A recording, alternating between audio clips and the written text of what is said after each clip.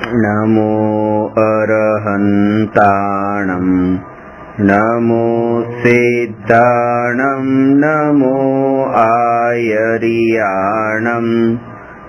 नमो उवज्जायाणं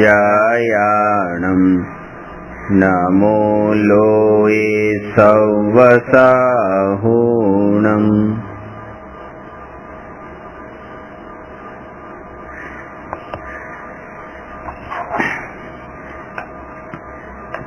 प्रश्न नंबर 215।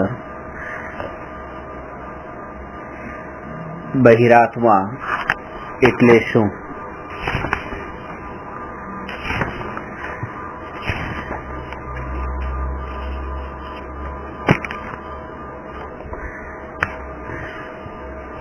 દ્રવ્ય સ્વભાવની દ્રષ્ટિએ આત્મામાં કોઈ ભેદ નથી, પણ પર્યાય દ્રષ્ટિએ વિચાર કરીએ તો આત્મામાં ભેદ છે, અને એ આત્મામાં જે ભેદ છે એ ભેદમાં કોઈ પરની કે પર્યાયની અપેક્ષા છે. કાચના ગ્લાસમાં પાણી છે અને સ્ટીલના ગ્લાસમાં પાણી છે.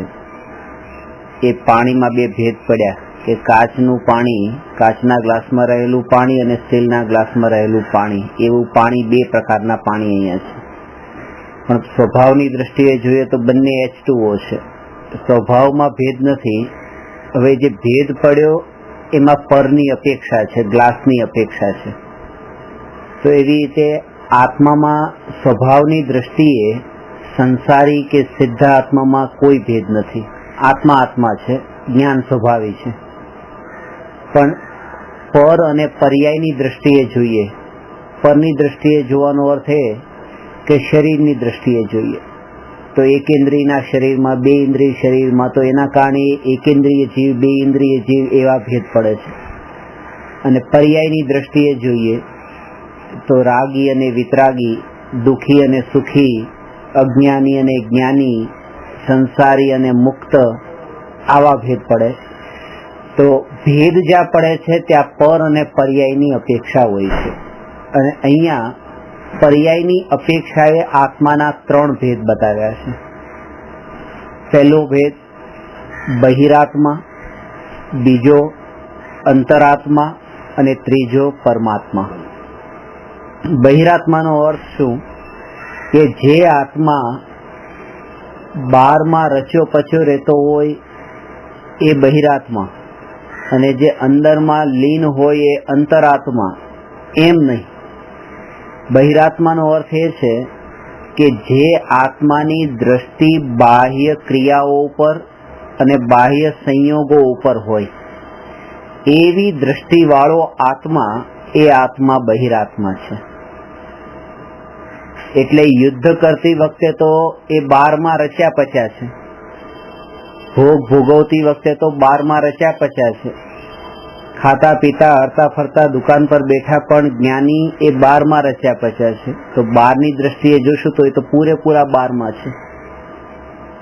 તો એ બહિરાત્મા નહીં કહેવાય, કારણ કે એ આત્માની દ્રષ્ટિ બાહ્યમાં નથી. અને દ્રષ્ટિ બહારથી ટળી જવાનો અર્થ એ કે પોતાને હવે એ સંયોગો રૂપે માનતા નથી. એક નિયમ છે કે જેને પોતાને અહીંયા જ્ઞાયકની અનુભૂતિ થઈ હોય એને જ બીજા જીવોમાં જ્ઞાયકનું ભાવભાષણ ને જ્ઞાયકનું જ્ઞાન થઈ શકે. જેણે પોતાને શરીરની ક્રિયા રૂપે કે પોતાને શરીર રૂપે માન્યો હોય એને બીજાની પણ શરીરની ક્રિયા જ દેખાય. એટલે જ્યારે પણ કોઈ બીજા જીવ તરફ આપણે દ્રષ્ટિ કરીએ અને આપણને એના સંયોગ દેખાય, કે શરીરનો રંગ દેખાય, કે સુંદર છે કે કદરૂપું છે, કે કપડાનું સ્વરૂપ દેખાય, કે કપડા કેવા રંગીન છે કે સફેદ છે કે નથી, તો એ જે બહારની અવસ્થા દેખાય છે એનો અર્થ એ નથી કે આપણને ત્યાં કંઈક નબળાઈ છે. અર્થ એ છે કે પોતાનામાં નબળાઈ છે, અને પોતાનામાં એ નબળાઈ નથી કે પોતાને આપણે એ બાહ્ય સંયોગો રૂપે એને જોઈએ છે. એ આપણી નબળાઈ નથી, એ તો એનું રિફ્લેક્શન છે. નબળાઈ ત્યાં નથી. અહીંયા ઊભા છીએ અને પડછાયો ઊભો આવ્યો છે, અને બેસી જઈએ તો પડછાયો બેઠેલો છે, એ તો એનું રિફ્લેક્શન છે. પ્રોબ્લેમ ત્યાં નથી, પ્રોબ્લેમ અહીંયા છે. જો એને બેસવું છે તો પછી ત્યાં પડછાયાને નથી બેસાડવાનો, પોતાને બેસાડવાનો છે. અને ઊભું થવાનું છે તો પડછાયાને ઊભો નથી કરવાનો, પોતે ઊભું થવાનું છે. તો એવી રીતે સામા કોઈ પણ જીવમાં આપણે એને જીવ તરીકે ને આત્મા તરીકે જો દેખવો હોય તો એમાં કંઈ નથી કરવાનું, કારણ કે એ તો એનું રિફ્લેક્શન છે. કોનું રિફ્લેક્શન છે? કે પોતાને જેવા રૂપે જોઈએ છે એનું એ રિફ્લેક્શન છે કે આપણે બીજાને એ રૂપે જોઈએ છીએ. એટલે ક્યારેય એ અભ્યાસ જ નથી કરવાનો કે હું દરેક જીવને શરીર રૂપે ન જોઈને, સંયોગો રૂપે ન જોઈને એને આત્મા રૂપે જોઉં, એનો અભ્યાસ નથી કરવાનો, કારણ કે એ રિફ્લેક્શન છે. અભ્યાસ એ કરવાનો છે કે હું પોતે આ શરીર અને સંયોગોથી જુદો, પર્યાયથી જુદો અને ગુણભેદોથી પણ જુદો એવું ત્રિકાળી, અખંડ, અભેદ અને એક હું આત્મા છું, એવો જો પોતે વિચાર કરે તો જ એ બીજાને ઓટોમેટિક જેવો પોતાને વિચાર કરશે એવો એ બીજાને જોઈ શકશે. જેટલી પણ નબળાઈ છે કે બીજા જીવને મને ઉપદેશ આપવાનો વિકલ્પ ઉઠ્યો, કહેવા માટે વિકલ્પ ઉઠ્યો. વિકલ્પ ક્યારે ઉઠ્યો? કે જ્યારે તમને એની નબળાઈ દેખાડી, તમે આ ભૂલ નહીં કરો, તો એ ભૂલ નહીં કરો એ જે છે તો એવો જે વિકલ્પ ઉઠ્યો, તો એ વિકલ્પ તો મારી નબળાઈ છે અને હું એમ માનું છું કે મેં તમારી ભૂલને દૂર કરવા માટે થઈને તમને વાત કરી, તમને આ ઉપદેશ આપ્યો. હવે બીજાએ તો ભૂલ કરી છે, પણ આ જે વિકલ્પ કર્યો મેં, એ વિકલ્પ કરીને મેં પણ એક ભૂલ કરી છે. કારણ કે જે સમયે આત્મામાં વિકલ્પ ઉત્પન્ન થયો એ સમયે જ આત્મામાં મલિનતા ઉત્પન્ન થઈ.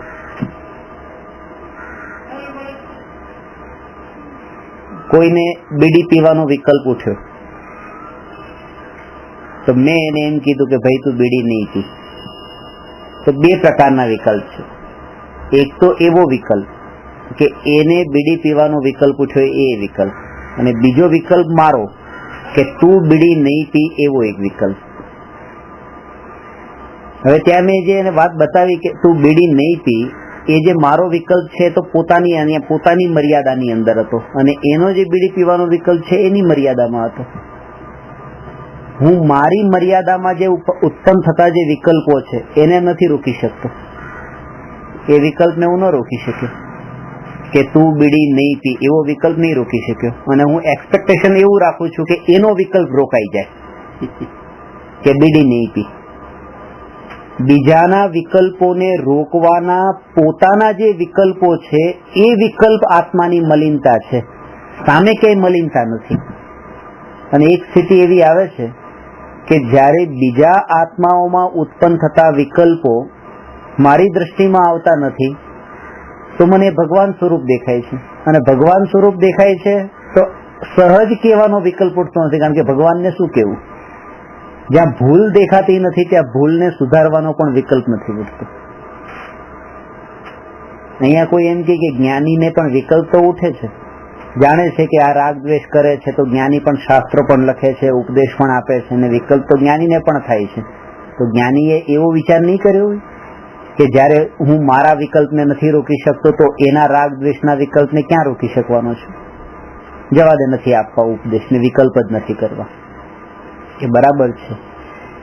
જ્ઞાની આ જે વિકલ્પ ઉત્પન્ન થતા હતા એ વિકલ્પ જ્ઞાનીઓની પણ નબળાઈ હતી, અને જ્ઞાનીઓએ પણ એનો સ્વીકાર કર્યો છે.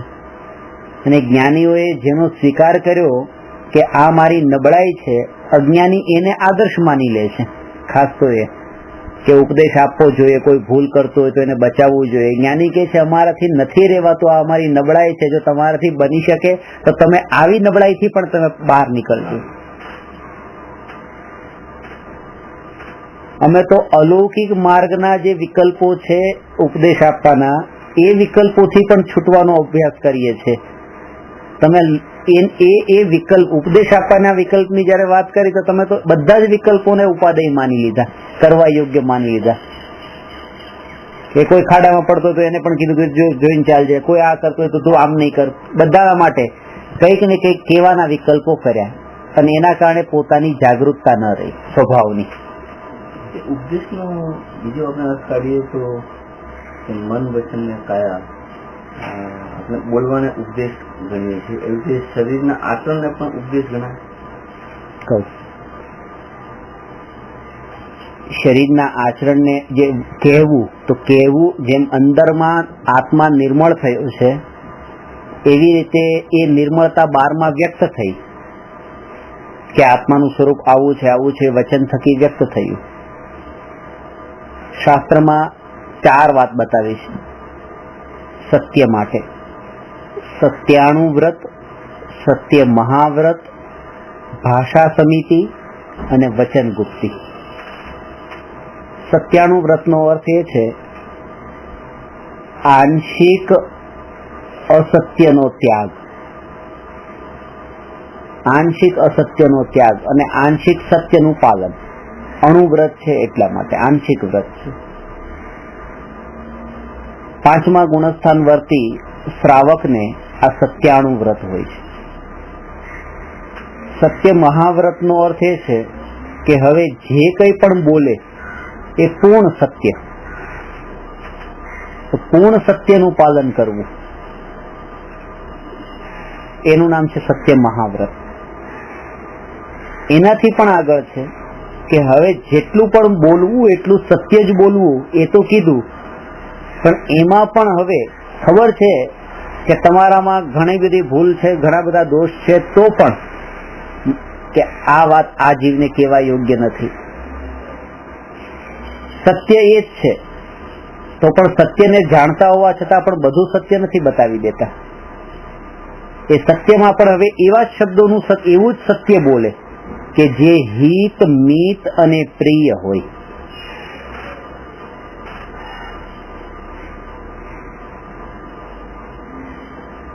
પિતાને પિતા પણ કહે છે અને પિતાને માના વર પણ કહે છે, પણ કોઈ છોકરો માના વર કે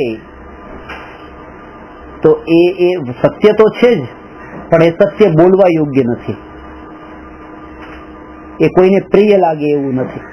તો એવી રીતે કે હવે પૂરેપૂરું સત્ય બોલે, પણ ભાષા સમિતિનો અર્થ એ છે કે હિત, મિત અને પ્રિય વચન જ બોલે. અને એનાથી પણ ઉત્કૃષ્ટ દશા એ છે કે જ્યારે ઉપયોગ સ્વભાવમાં લીન થાય અને મન, વચન અને કાયા નો નિરોધ થાય,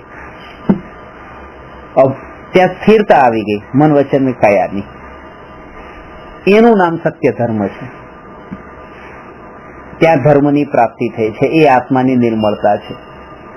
જેવું અંદરમાં સત્ય પ્રગટ થયું એવું બોલી નાખવું એમાં તો હજી નબળાઈ જ છે, પણ સત્ય પ્રગટ થયા પછી એ સત્યમાં એટલી લીનતા હોય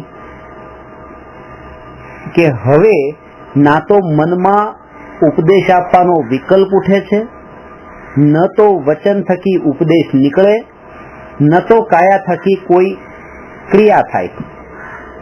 એવી જ્યારે સ્થિતિ આવે છે ત્યારે આત્માએ આત્માને પ્રાપ્ત કર્યો એમ કહેવાય છે, એના પહેલા નહીં. આવી સ્થિતિ કયા ગુણસ્થાનમાં? આમ તો 4થા ગુણસ્થાનમાં અંશે તો પ્રગટ થાય છે અમુક ક્ષણ માટે, જે નિર્વિકલ્પ આત્માની અનુભૂતિ છે, અને 7મા ગુણસ્થાનથી આગળના ગુણસ્થાનમાં તો નિયમથી આ જ દશા હોય.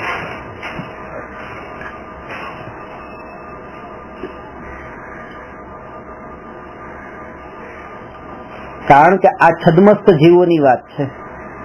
છદ્મસ્ત જીવોને જે બોલવાનો જે વિકલ્પ, બોલવાની ક્રિયા થાય છે એ વિકલ્પ વિના નથી થતી.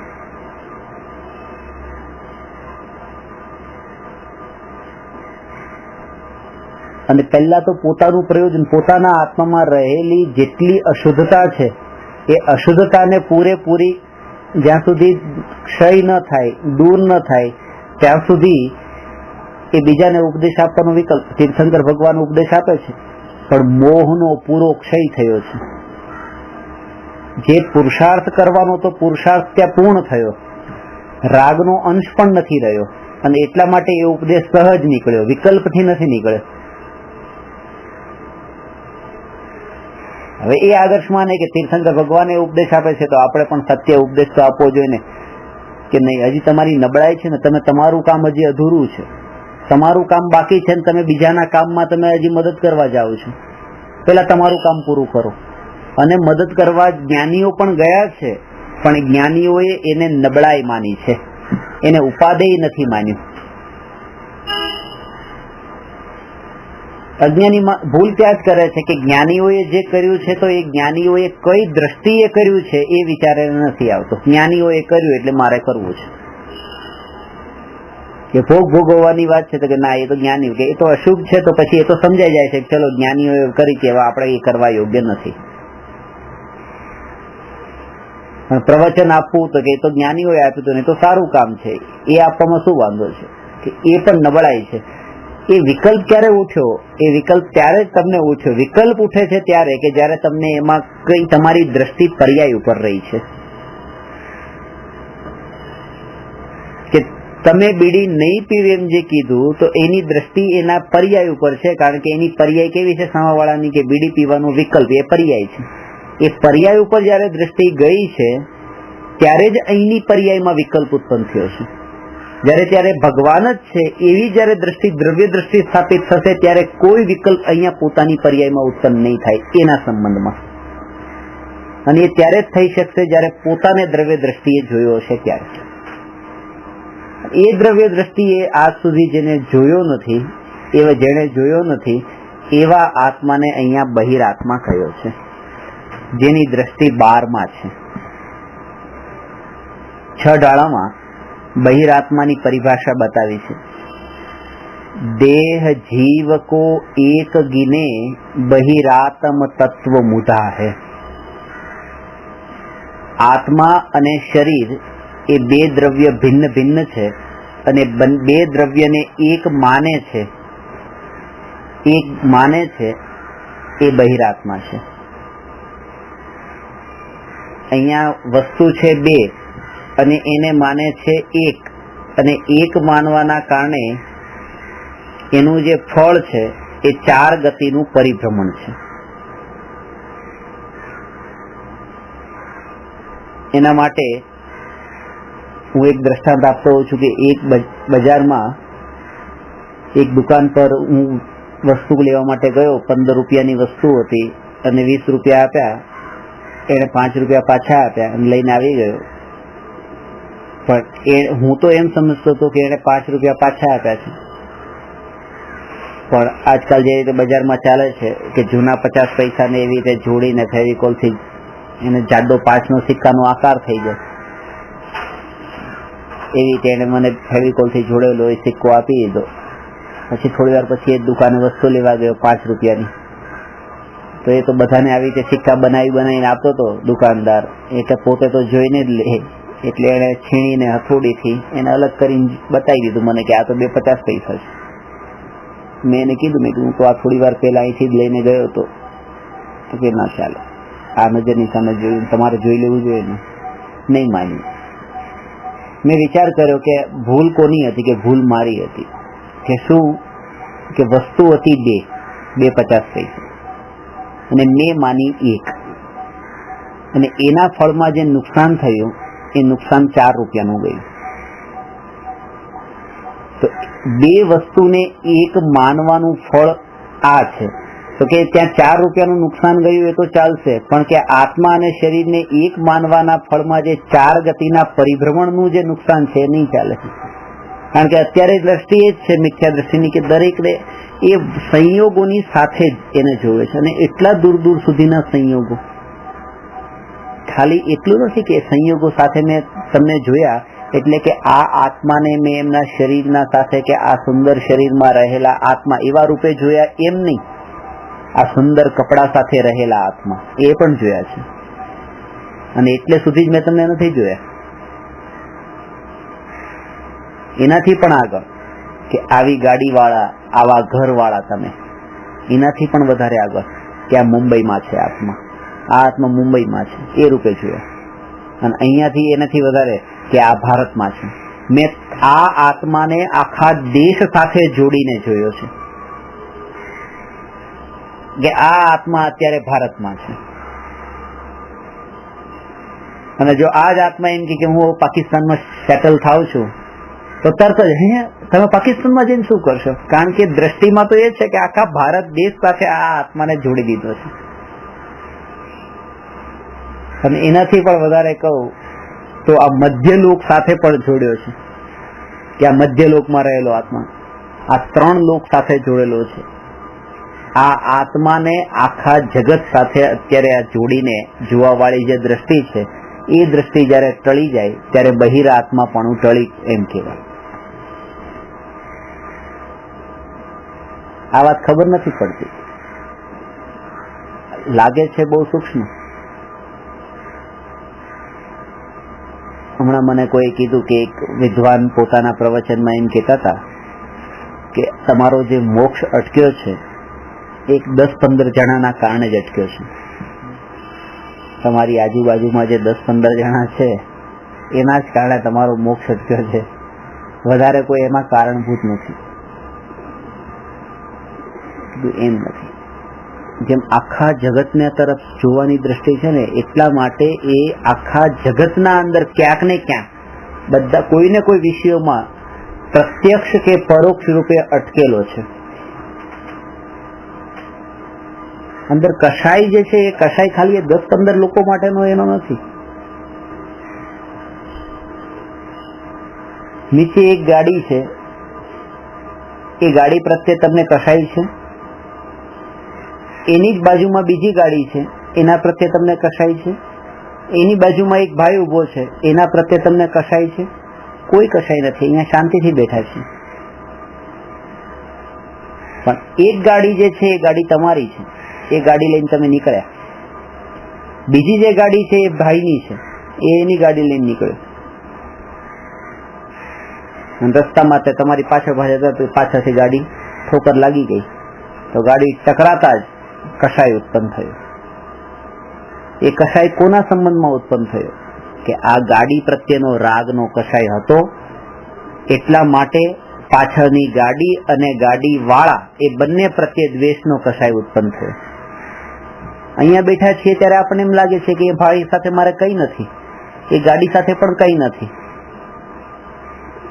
પણ અંદરમાં જે પડેલો કસાય અહીંયા એના માટે પણ પડેલો છે, એ ખબર નથી પડતી. આવી રીતે ઇનડાયરેક્ટલી જગતના અંદર દરેકે દરેક સંયોગોમાં આપણો કસાય પડેલો છે, જ્યાં સુધી સમ્યક દર્શન નથી પ્રગટ થતું ત્યાં સુધી. મિથ્યાત્વની ભૂમિકામાં જીવને અનંતાનુબંધી કસાય હોય છે. અને અનંતાનુબંધી કસાયનો અર્થ આ કે જગતના અનંત પદાર્થોમાં એનો રાગ કે દ્વેષ રૂપે અનુબંધ વાળો કસાય, એનું નામ અનંતાનુબંધી કસાય છે. અનુબંધ એટલે જોડાયેલો, ઇન્ટરલિંક. અને એના કારણે આશ્ચર્ય ન થાય, જ્ઞાનીને આશ્ચર્ય ન થાય કે આ એકના કારણે થઈને આ જીવને બીજાને, બીજાના કારણે ત્રીજા, ત્રીજાના કારણે ચોથા ઉપર આ કસાય કેમ થાય છે.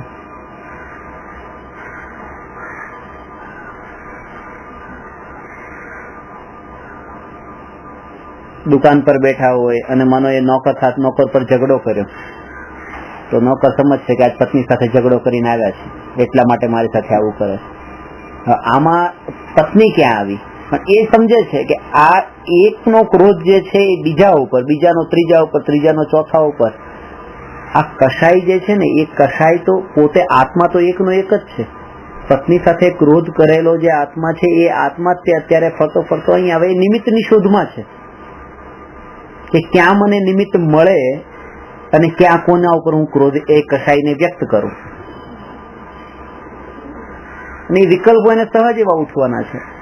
દ્વેષરૂપ જો કસાય હશે તો ક્યાંક ને ક્યાંક એ દ્વેષ કાઢશે.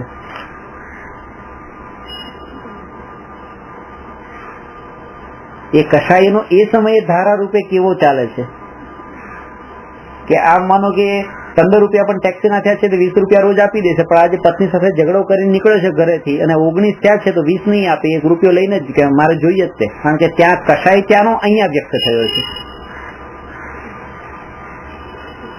આમાં આનંદ આવે છે, આનંદ આવે છે. સુખ બુદ્ધિ પડેલી છે, એને એમ લાગે છે કે જે કઈ કરી રહ્યો છું એ બરાબર કરી રહ્યો છું. આ સમયે આમ જ હોય. કોઈ એને એમ કે ભાઈ તું આવું નહીં કર, આની સાથે તું શા માટે આવું કરે છે કે નહીં, ચૂપ બેસો, ત્યારે એ એમ બતાવશે કે નહીં, નીતિ એટલે નીતિ, પછી ઓછાઈ લેવાની વધારે લેવાની, ઓછાઈ આપવાની વધારે આપવાની. ત્યાં એને પછી પોતાની રીતે તર્ક, યુક્તિ અને એવી રીતે ઘટિત કરીને એ પોતાને સાચો સિદ્ધ કરશે. કારણ કે કષાય અનંતાનુબંધી કષાયની તીવ્રતાનો અર્થ એ છે કે બીજાનો કહેલો ઉપદેશ કાનના અંદર ઘૂસે પણ નહીં, એટલું તીવ્ર. એટલી જ કીધું છે અનંતાનુબંધી કષાયની મંદતા, વિશુદ્ધિ જેને હોય એને જ દેશના મળે છે. 5 લબ્ધિમાં વિશુદ્ધિ પેલા છે. મંદ કષાય વગર તો એ ગુરુનો ઉપદેશ સાંભળવા પણ ન બેસે. ત્યાં પણ ક્રોધ આવી જાય, બહારનો ક્રોધ ત્યાં પણ વ્યક્ત થઈ જાય, બીજાનો ક્રોધ ગુરુ ઉપર આવવા લાગે.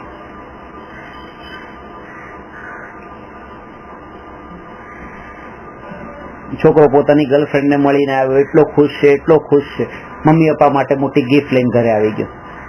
કોઈ દિવસ લાવતો નથી. મમ્મી પપ્પા વિચારમાં કે આજે આટલો પ્રેમ કેમ અમારા પ્રત્યે? આ પ્રેમ તમારા પ્રત્યે છે જ નહીં, આ તો રાગ પરંપરાથી જે ચાલતો હતો. હવે એ તો ગર્લફ્રેન્ડ તો જતી રહી, હવે હજી અંદરમાં ખુશી તો છે જ તે આજે મળ્યા એની. હવે એ ખુશી વ્યક્ત ક્યાં કરવી? કોઈ નિમિત્ત શોધી લીધું કે એ નિમિત્તમાં એ રાગ કાઢ્યો. અનંતાનુબંધી કસાય આવો જ હોય. અને ખાસ વાત તો એ છે કે આવો હોય એમ જાણીને આશ્ચર્ય નહીં કરવું કોઈ બીજા જીવમાં જો આવા કસાય ભાવ હોય તો. સ્વભાવ છે આનો, સ્વાભાવિક છે. એને એ દ્રષ્ટિએ જે વસ્તુ સ્વરૂપ જેવું છે, આ બહિરાત્મા, અંતરાત્મા અને પરમાત્મા, આમાં જે બહિરાત્માની જે વાત છે અને અંતરાત્માની વાત છે, આ બે આત્મા દ્રષ્ટિની પ્રધાનતા વાળા છે.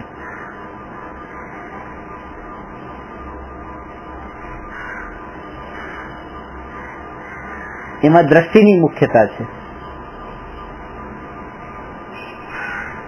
કે બાર ઉપર દ્રષ્ટિ, બાકી બાર ઉપર દ્રષ્ટિ છે કે અંતરમાં દ્રષ્ટિ છે. ઉદય પણ એને સહજ રૂપે એવા આવે. પોતે અત્યારે એ વાતને વાંચી, સાંભળી, ક્યારેક સંભળાવી કે આ બહારની દ્રષ્ટિએ યોગ્ય નથી, યોગ્ય નથી, યોગ્ય નથી. એ જ જીવને પાછી દ્રષ્ટિ તો બારમાં હોય છે. કારણ કે હજુ પણ એ પુરુષાર્થની નબળાઈ ને કર્મના ઉદય પણ મિથ્યાત્વના એવા હોય કે એને વિકલ્પો પણ એવા જ પ્રકારના ઉઠે.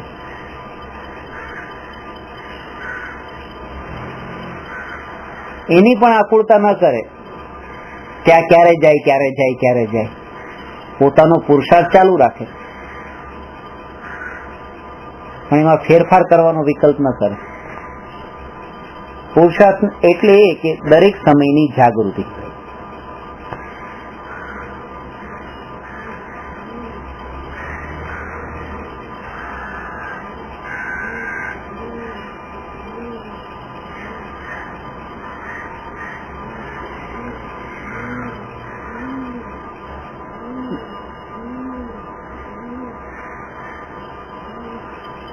એકેન્દ્રિયથી અસંગની પંચેન્દ્રિય જીવને તો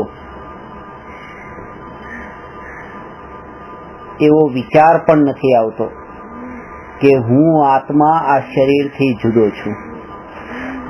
આ એકેન્દ્રિય જીવમાં પણ આવી મિથ્યા બુદ્ધિ પડેલી હોય છે. બહિરાત્મા, એકેન્દ્રિય જીવ પણ બહિરાત્મા છે. આપણને એમ લાગે કે એને શું ખબર પડતી હશે, એની શું બારમાં દ્રષ્ટિ હશે. અહીંયા બારની દ્રષ્ટિનો મતલબ કે એ જે સમયે વેદન કરે છે ને, એ વેદનમાં એનું એકત્વ એવું હોય છે કે આ જ હું છું, એવી જે એની દ્રષ્ટિ, એનું નામ જ બહિર્દ્રષ્ટિ. ત્યાં એનું જન્મ મરણ થયો, માનો કંદમૂળના જીવમાં, એમાં એક શ્વાસમાં 18 વાર એનો જન્મ મરણ થયું. તો 18 વખતના જન્મ મરણમાં દરેક સમયે જેવો જન્મ થયો, જે સમયે જન્મ થયો ત્યાં એમ માને છે કે હું જન્મ્યો, મર્યો તો એમ માને છે હું મર્યો. તો એવી જે દ્રષ્ટિ છે, બસ એનું નામ બહિર્દ્રષ્ટિ છે. કારણ કે દ્રષ્ટિ એની જન્મ મરણ ઉપર છે. જન્મ મરણનો સંબંધ તો શરીર સાથે છે. શરીરના યોગ થવાને પોતાનો જન્મ માન્યો અને શરીરનો વિયોગ થવાને પોતાનું મરણ માન્યું. પણ બંને સ્થિતિમાં પોતે જાણનાર એવું જે જ્ઞાયક છે, આત્મા છે, એવી દ્રષ્ટિ ન રહી. એક અંધકારવાળા રૂમમાંથી બીજા અંધકારવાળા રૂમમાં હાથમાં રત્ન લઈને જાય તો એમાં પોતાનો નાશ નથી થઈ ગયો, પોતે તો એનો એ જ રહ્યો છે.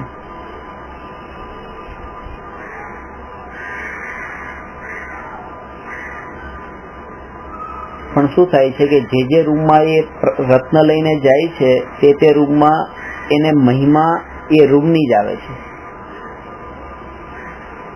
કે અરે આ રૂમ કેટલો પ્રકાશ વાળો છે. બીજા રૂમમાંથી ત્રીજા રૂમમાં ગયો એ રત્ન લઈને તો ત્રીજો રૂમ પણ એવો પ્રકાશ વાળો લાગે છે. એને ખબર નથી પડતી કે આ રૂમ એક પણ રૂમ પ્રકાશ વાળો નથી, પ્રકાશ વાળું તો આ રત્ન જ છે.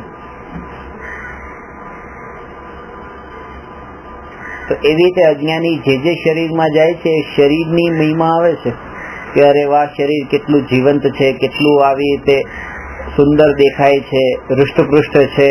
તો શરીરની ચમક ને શરીરની કાંતિ, શરીરની સૌંદર્ય એ બધું દેખાય છે. પણ એને ખબર નથી કે આ બધી મહિમા આત્માની છે, શરીરની કઈ નથી. જ્યારે શરીરને પરમાણુ તરીકે જાણે અને આત્માને ચૈતન્ય તત્વ તરીકે જાણે તો જ એ આત્મા અને શરીર વચ્ચે ભેદ જ્ઞાન કરી શકે. પહેલા ગુણસ્થાનથી ત્રીજા ગુણસ્થાન સુધીના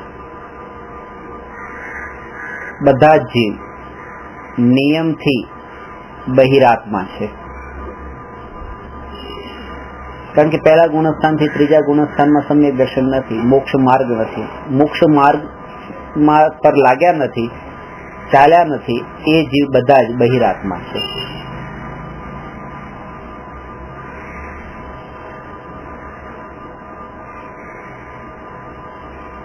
શરૂઆત અહીંથી હવે કરવાની. બહિરાત્માપણું છોડવાનો અર્થ એ કે કપડા બદલવા કે કપડા છોડવા એમ નહીં, તમારી દ્રષ્ટિ છોડી દેવી. કોઈ પણ જીવ માટે ક્યારે પણ એવો ભાવ આવ્યો ને તો ત્યારે તરત જ એ વિચાર કરવાનો કે એ ખરાબી એમાં નથી, ખરાબી તો આ પોતાની પર્યાયમાં જે વિકલ્પ ઉઠ્યો છે એમાં ખરાબી છે.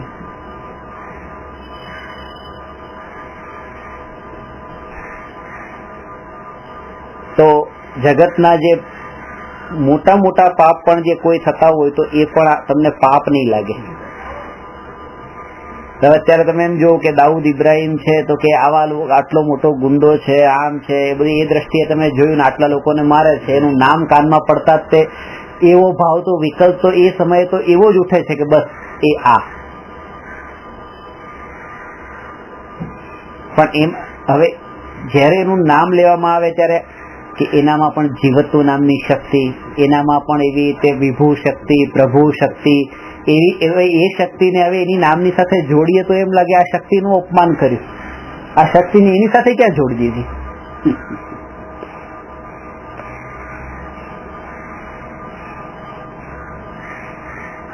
હજી તમે આ કીડી મકોડાને તમે જીવ જંતુઓને પણ તમે પરમાત્મા કહો તો અમને વાંધો નથી, પણ એને પરમાત્મા નહીં કહો. કેમ? કારણ કે જીવ જંતુ કીડી મકોડા આપણને પાપ કરતા દેખાતા નથી. પેલાનું પાપ દેખાયું, જ્યાં આપણને પાપ દેખાઈ જાય છે ત્યાં પરમાત્માપણું નથી દેખાતું. પરમાત્માપણું સાંભળવાની પણ તૈયારી નથી એનામાં. એટલે એ કહે છે કે પહેલા તમારી દ્રષ્ટિ એવી આવે કે એના પાપની જેટલી પર્યાય છે પર્યાય બિલકુલ ગૌણ થઈ જાય. એ જાણીને કે એ પર્યાય ક્ષણિક છે, હોઈ શકે કે તમે અત્યારે અહીંયા સમજો છો, શીખો છો, જાણો છો, ક્યારેક એની પર્યાયની યોગ્યતા એવી પાકી જાય કે તમારા પેલા એ મોક્ષે જતો રહે. એવું બની શકે, તમારા પેલા મોક્ષે જતો રહે.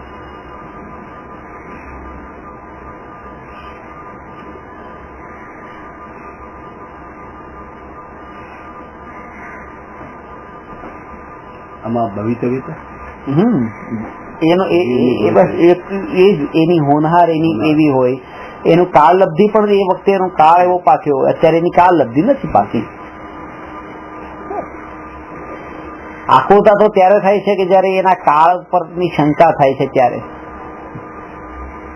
કેરી પરથી ફળ કેમ નીચે પડતું નથી, કેમ નીચે પડતું નથી, પણ હજી એ પાક્યું નથી એટલે પડતું નથી. સીધી વાત છે કે જેવું પાકશે એવું તમારે કઈ નહીં કરવું પડે, ઓટોમેટિક નીચે પડશે. એવી રીતે કાળ પાકે અને એ પર્યાય ઉત્પન્ન થાય છે, કાળ નથી પાસે. એટલે આ દ્રષ્ટિએ જોઈએ કે એને આ પર્યાય રૂપે જોયો કે એ આવો આવો પાપી છે, પણ એ પાપી પણ એ પર્યાય છે ને એ ક્ષણિક છે. એટલા માટે પર્યાય દ્રષ્ટિ છોડવાનું કીધું છે.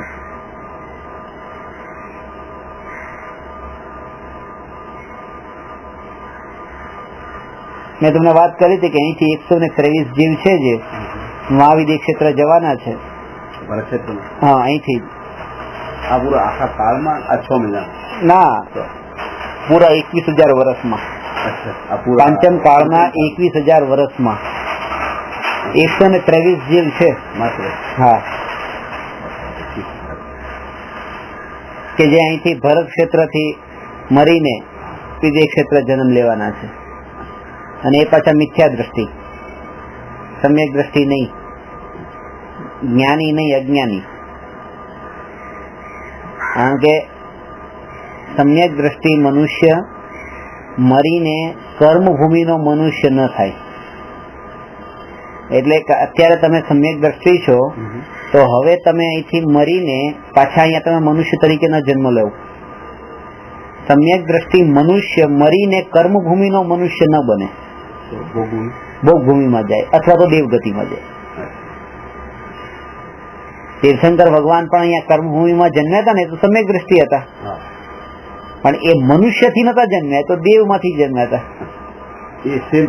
હા, દેવગતિથી આવે કે નરકથી આવે, પણ મનુષ્યથી મનુષ્ય તો ન થાય સમ્યક દ્રષ્ટિ. એ આ કર્મભૂમિનો મનુષ્ય. હવે 123 જીવ જે અહીંથી મરીને વિદેશ ક્ષેત્ર જશે,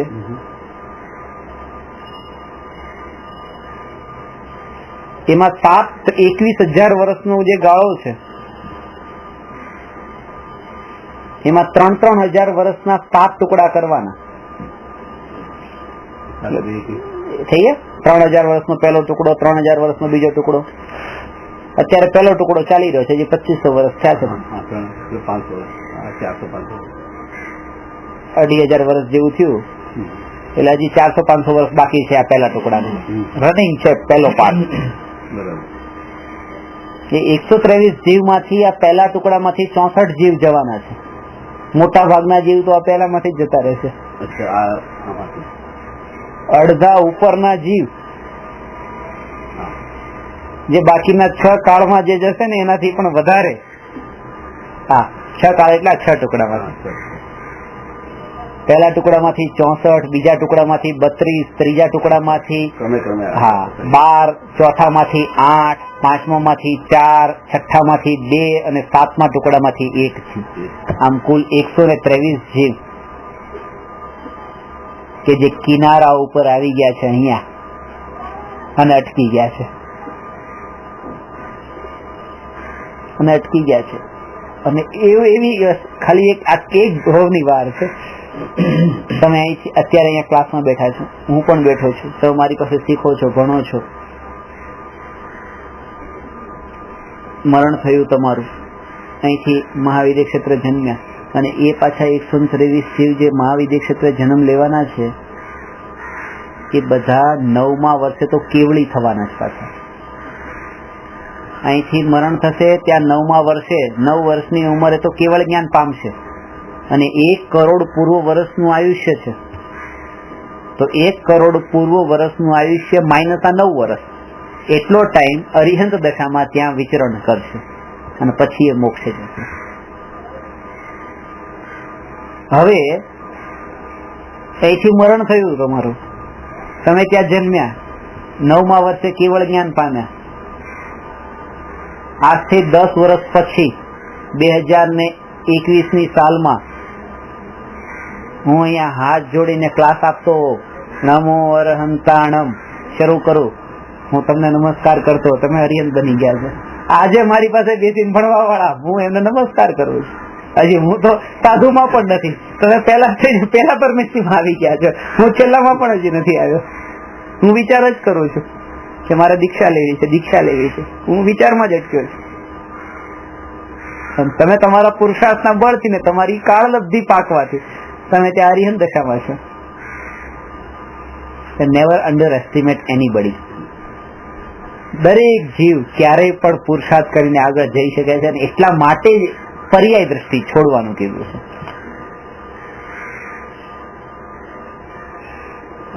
608 માંથી 123 જીવ, બાકીના બધા વિદેશ ક્ષેત્રથી જ જાય. આ તો આટલા વર્ષમાં થઈ ગયા. 608 તો 608 જે બધા બાકી તો વિદેશ ક્ષેત્રથી બધા વિદેશ. તો આમ 123 જીવ જ મહાવિદેશમાં જાય, બાકીના ના જાય. નહીં, એ દ્રષ્ટિ કેવલ જ્ઞાન થવાની દ્રષ્ટિએ ના જાય. ના નહીં, આ બાકી તો આવી રીતે જાય, બાકી તો જાય, એમાં કઈ એવું નથી. હા, મહાવિદેશ જરૂર તો લઈ શકે. હા, શ્રીમંદર ભગવાનની પાસે જ્યાં ભગવાનની વાણી સાવ, પણ આ તો કલ્યાણ થવાની આ ગેરંટી છે. આટલા જીવ ભાવિ દેવતાની પાકી હશે, એટલા જીવોની જ પાકવાની છે આ ક્ષેત્રમાંથી. એટલા માટે તો, અને વિચાર કરો કે અત્યારે જેને આપણે આ ખરાબ કાળ કહીએ છીએ, ખરાબ કાળ કહીએ છીએ, કે કોઈની અનીતિ જોઈને કેવી અનીતિ, કોઈના કપડા જોઈને રાખડિયું કેવું આવી ગયો, તો એને જે આપણે આ કહીએ છીએ કે આમાંથી પણ 64 જશે, તો વિચાર કરો કે એ જે છેલ્લો ટુકડો હશે ત્યારનું સ્વરૂપ પણ એનું કેવું હશે. એટલે બહુ જલ્દી મોકો મળી ગયો છે. ફૂલ તો જતું રહ્યું છે પણ ખુશ્બુ હજી છે, સુગંધો છે. મહાવીર ભગવાન જતા રહ્યા છે પણ હજુ પણ એટલું બધું નથી બગડ્યું, ખુશ્બુ રહી ગઈ છે. હજુ પણ એમાંથી આપણે પોતાનું કલ્યાણ કરી શકીએ છીએ. 608 જીવ જે નીકળે નિગોદ માંથી સિદ્ધ ભગવાન થાય, એ ગમે તે ક્ષેત્રમાંથી ગમે ત્યાં આવી શકે. 608 જીવ ક્યાંથી કઈ નિગોદ માંથી ક્યાંથી નીકળે એવું કઈ નથી. નિગોદ થી નીકળે, સિદ્ધિલો પણ હોય શકે ને અહીંયા પણ હોય શકે ને નરકમાં પણ હોય શકે. બરાબર છે. નિગોદ નું સ્થાન જન્મ પણ ગમે ત્યાં નિગોદ માંથી નીકળે છે, અને ક્યાં લે છે એનું કઈ એ નિયમ નથી. એકેન્દ્રીમાં લે કે બે ઇન્દ્રિયમાં લે, ક્યારેક બે કેન્દ્રીમાં લે, પૃથ્વી કાંઈકમાં લઈ લે. એકેન્દ્રીયમાંથી મરીને એકેન્દ્રીયમાં જ જાય, પણ નિગોદ માંથી નીકળી ગયા. નિગોદ એટલે ખાલી વનસ્પતિ કાય,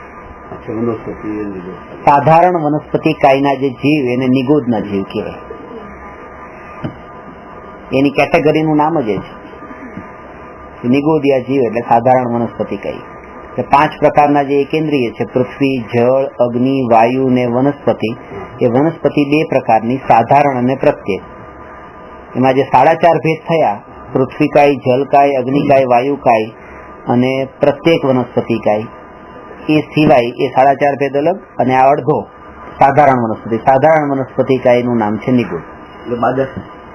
એમાં પછી હવે 2 ભેદ પડે, સૂક્ષ્મ અને બાદર ને, એ પછીના ભેદ છે.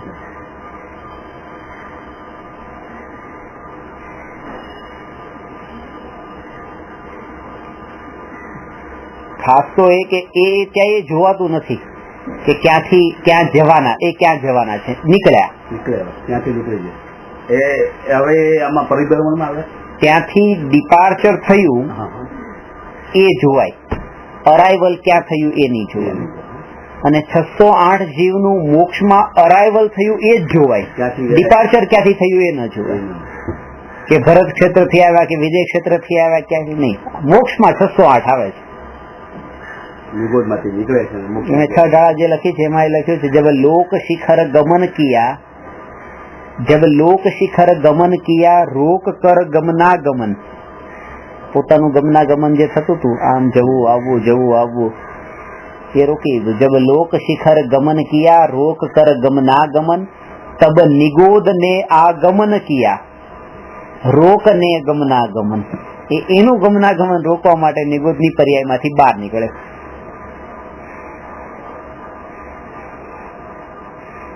નિગોદમાં નીકળે ત્રસમાં આવે કેવા ના, ત્રસ તો પછી 2 ઇન્દ્રિય થી 5 ઇન્દ્રિય ત્રસ, પણ એકેન્દ્રીમાં જે 4.5 ભેદ જે આવશે 4.5 માંથી બહાર એમાં પણ હજી આવી શકે, એમાં પણ આવી શકે, 4.5 માં પણ હોઈ શકે, પણ નિગોદ માંથી નીકળી ગયો એમ કેવાય. ત્રસમાં આવવું જરૂરી નથી નિગોદ માંથી નીકળવા માટે. એ 4.5 ભેદમાં ક્યાંક ને ક્યાંક આવી જાય તો એ નિગોદ થી તો નીકળ્યો છે.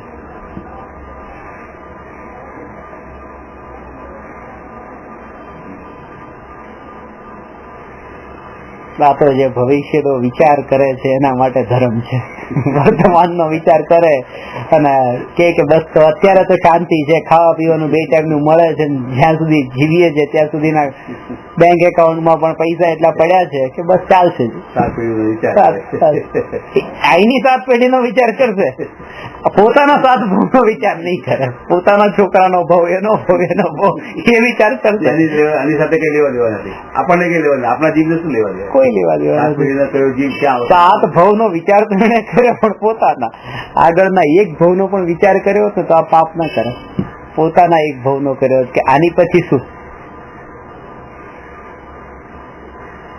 એટલે જ પરદર્શી કહું ને, પરલક્ષ હોય ત્યારે જ આવું થાય છે, સ્વલક્ષ હોય તો આવું વિચારે જ નહીં. પોતાના ભાવનો વિચાર કરે મારા 7 ભાવ ક્યાં જશે. આ તો કયો જીવ ક્યાં આવશે આ 7 ભાવમાં, 7 પેઢીમાં મારે તો. એટલે મુંબઈમાં જે લોકો, ઘણા લોકોને ત્યાં જમવા માટે બોલાવે, ચાંદીની થાળી હોય ને આમ તેમ, પછી 1 નહીં 2 નહીં હજારો જગ્યાએ આવું છું. જેને ત્યાં જાઓ ચાંદીની થાળી આ તે બધું મૂક્યું, બધાની એક જ કહાની હોય. આમ ઘર આમ બધું આમ ઠાઠ બાઠ બધો હોય. પંડિતજી આ જે કઈ પણ દેખાય છે ને એ આ બંદાની કમાલ છે. બાપ દાદા પાસે કઈ હતું નહીં, ખાલી હાથ આવ્યા હતા, લોટો દોરી લઈને આવ્યા હતા. આ બંદાની કમાલ છે. કઈ નતું, શૂન્યમાંથી સર્જન કર્યું છે. બાપા એ આ કઈ નતું કર્યું, બધું મારું કરેલું. એટલે હું એના પછી પ્રવચનમાં કહું તો આ એ વાતને બતાવે છે કે પંડિતજી આ જે કઈ દેખાય છે ને એમાં એના ફળમાં મારે જ નરકમાં જવાનું, મારા બાપા નહીં. કારણ કે મારા બાપા એ કર્યું જ નથી, મેં જ કર્યું છે. મારે જ નરકમાં જવાનું છે. મારા બાપા તો બહુ સંતોષી હતા, ગામમાં રહેતા હતા, રોજનું કમાતા હતા, રોજ ખાતા હતા. આ તો હું એવો અસંતોષી પેદા થયો કે મુંબઈમાં આવ્યો ને અહીંયા મેં બંગલા બાંધ્યા ને આ મારી નબળાઈ બતાવું છું, મારી મહાનતા થોડી બતાવું છું કે મેં આ બધું બાંધ્યું છે.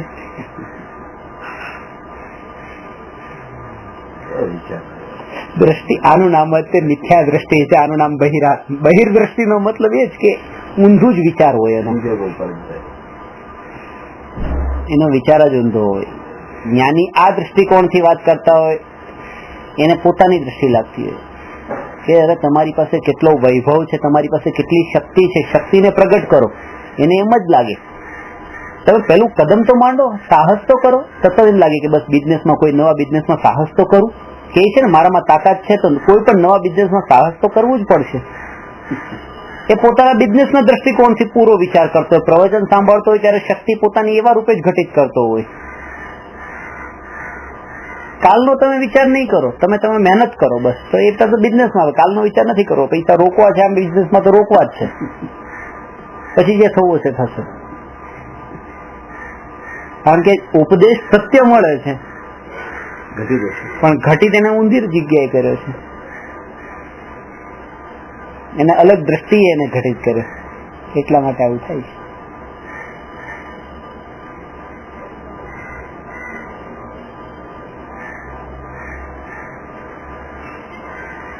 અને એનું અનુમાન કરી શકીએ કે આ છેલ્લા જે 25-50 વર્ષમાં તે અસંતોષીપણું જેટલું વધ્યું છે ભોગ વિલાસ માટે, આ 25 વર્ષમાં જો આવું વધ્યું છે તો 18,500 વર્ષ પછી ડે બાય ડે કેવું થશે?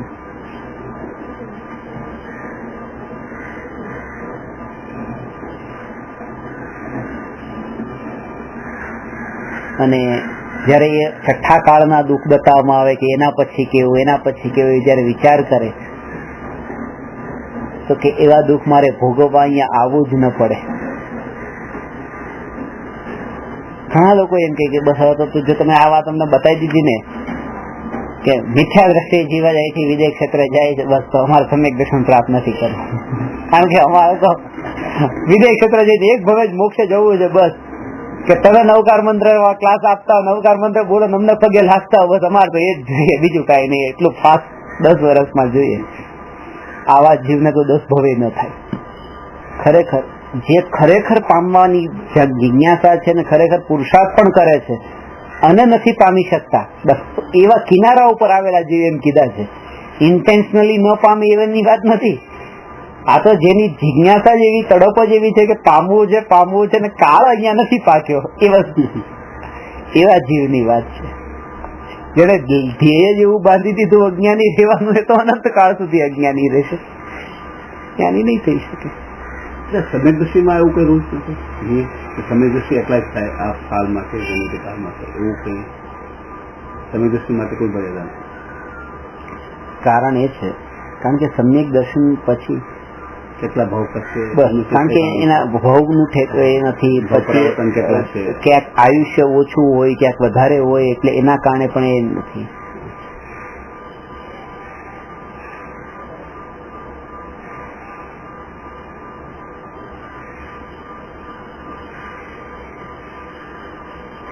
બહિરાત્માનો અર્થ એ કે સત્ય માનવું નહીં અને સત્યને સ્વીકારવું નહીં, સત્યને પ્રગટ કરવું નહીં. જે સત્ય છે સત્યને સ્વીકારતા નથી, એના કારણે તે એની દ્રષ્ટિમાં કંઈક ને કંઈક ફેરબદલ કરવાનો વિકલ્પ ઉઠે છે. જ્યારે જાણ્યું કે આ સત્ય છે તો સત્ય છે પછી એમાં આવે લાવ હું આમ ફેરફાર કરું, આમ ફેરફાર કરું, આમ ફેરફાર કરું. તો શરીરની સ્થિતિ એવી થઈ છે કે શરીર અત્યારે કાળું છે તો લાવો વધારે સફેદ, કે સત્ય આ છે ને કે કાળું છે, તો સત્યનો સ્વીકાર કર્યો તો પરિવર્તન કરવાનો ભાવ નહીં આવે. આ સત્ય છે. દરેક પર્યાયની સ્વતંત્રતા અને દરેક પર્યાયના સત સ્વરૂપનો સ્વીકાર જો થાય તો એમાં કોઈ પણ પ્રકારની એને છંછેડે નહીં પર્યાયના અંદર.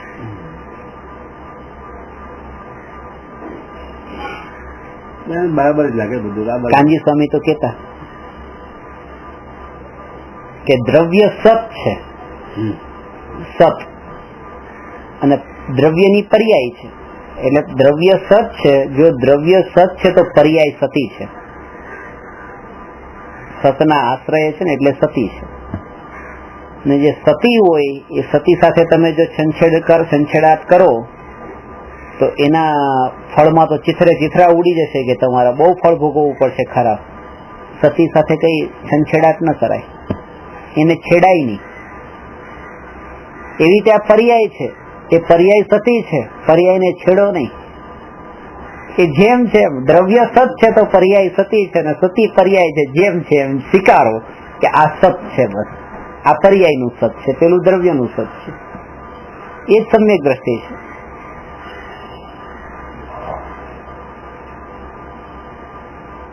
જ્યાં નિરપેક્ષ ભાવ હોય ત્યાં જ સત્યનો સ્વીકાર હોય. એક તો એક કંઈક લાભ થવાનો હોય તો સત્યનો સ્વીકાર ન થાય. લાભવાળી અભિલાષા હોય ને તો સત્યનો સ્વીકાર ન થાય. પોતાને કંઈક મહાન બતાવવાની અભિલાષા હોય તો સત્યનો સ્વીકાર ન થાય. કષાયોની જ્યાં કષાય પોષાતો હોય ત્યાં સત્યનો સ્વીકાર નહીં થાય. ત્યાં સમ્યક દ્રષ્ટિ નહીં પ્રગટે. જ્યાં કષાય પોષાઈ રહ્યો છે ત્યાં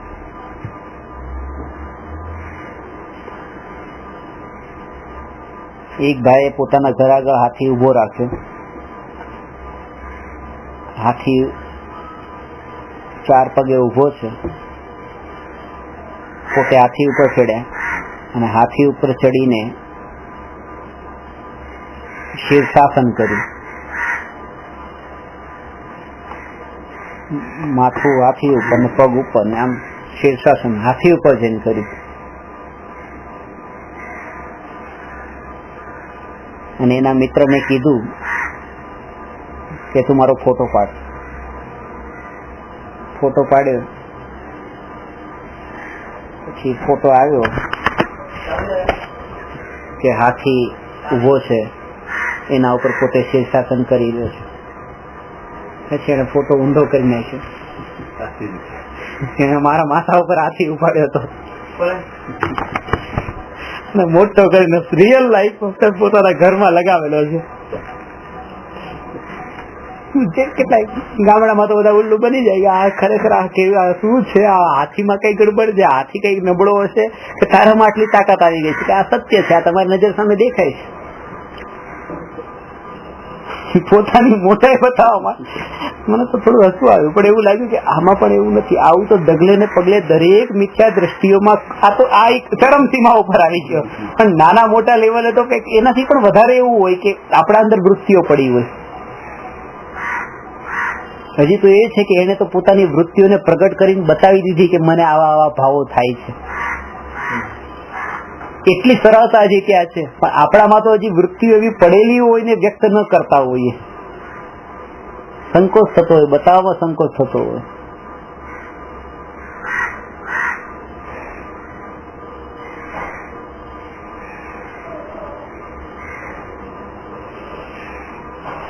જ્યાં નિરપેક્ષ ભાવ હોય ત્યાં જ સત્ય દ્રષ્ટિ આવી શકે. એને એ ન જોવે કે મને કેટલો લાભ છે કે બીજાને કેટલો લાભ છે, મારું કેટલું ભલું થાય છે કે બીજાનું કેટલું ભલું થાય છે. આ વસ્તુ સ્વરૂપ આ દ્રષ્ટિએ સત્ય છે.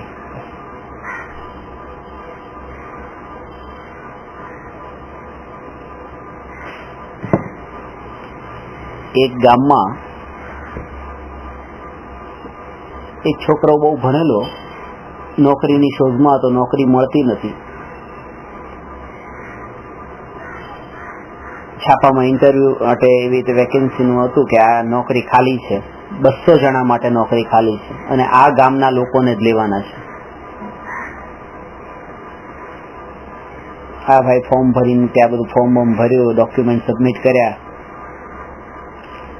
મિત્રોને પણ ખબર પડી કે ભાઈ આ ભાઈ અમારા મિત્રએ કે નોકરી માટે અપ્લાય કર્યું છે. એ 200 જણાની લિસ્ટ બહાર પડી, એમાં આનું નામ જ નહીં આવ્યું.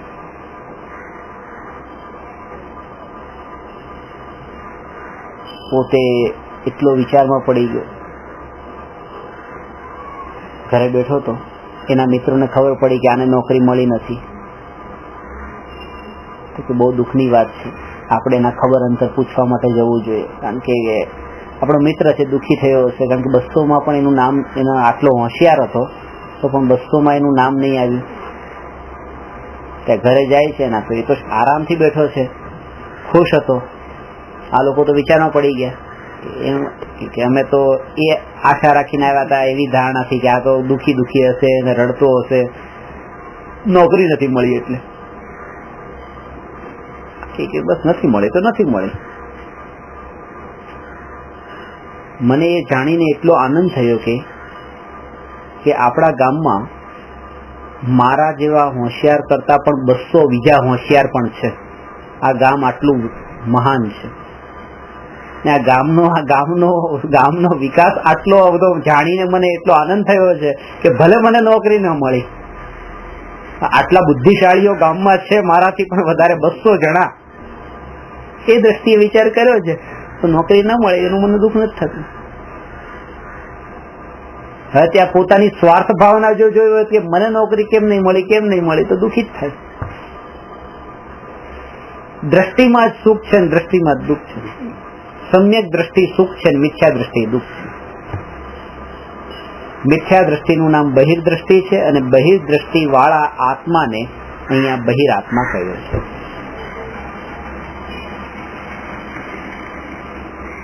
બહિરાત્મા નું જે પદ છે એ પદ તો છોડવાનું છે, એટલા માટે એના ઉપર વધારે સ્ટડી કરવાની બહુ જરૂર નથી. જે પદમાં હવે રહેવાનું છે, જવાનું છે, એની હવે શોધખોળ. કારણ કે આને છોડવા માટે થઈને કંઈક એવી દ્રષ્ટિ મળવી જોઈએ. અશુદ્ધતાને છોડવા માટે શુદ્ધતા એને દેખાવી જોઈએ.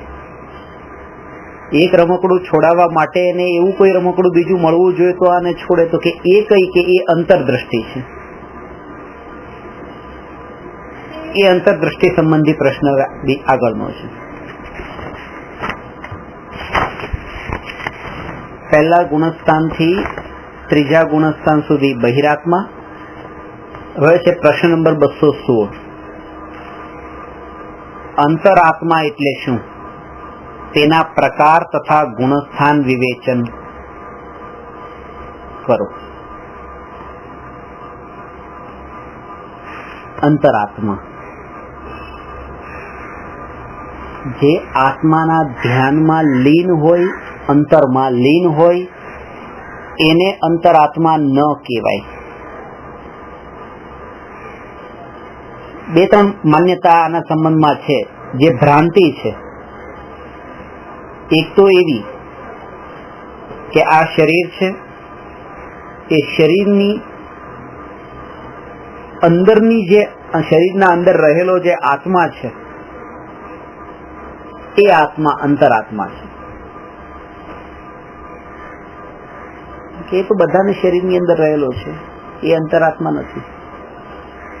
બીજું એ કે જે આત્મા આત્મ ધ્યાનમાં લીન હોય,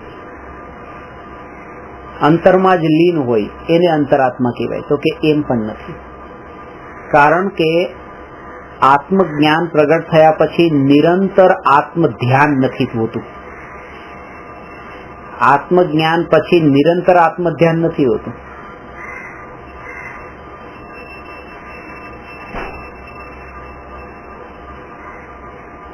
એટલા માટે અંતરાત્મા એને પણ ન કહેવાય કે જે નિજ આત્માના ધ્યાનમાં અંતરમાં લીન હોય. તો અંતરાત્મા કોને કહેવાય? કે જે આત્મા ની દ્રષ્ટિ આત્મા પર હોય અને પર્યાય અને સંયોગો પર ન હોય એનું નામ અંતરાત્મા છે.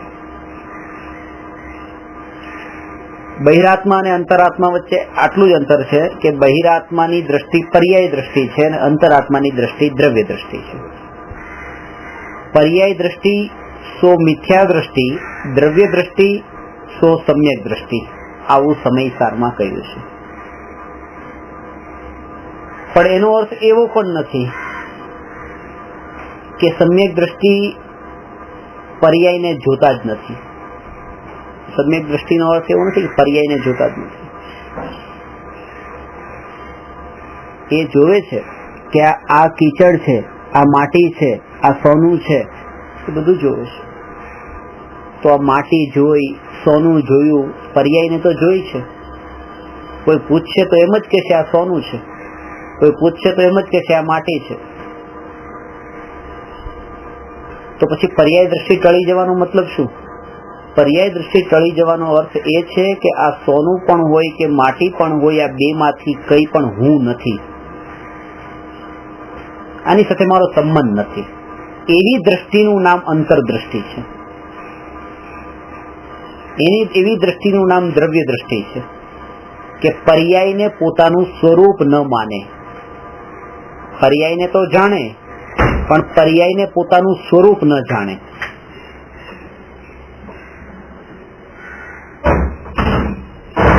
કેવળ જ્ઞાનમાં તો લોકાલોકની પર્યાયો જણાય છે.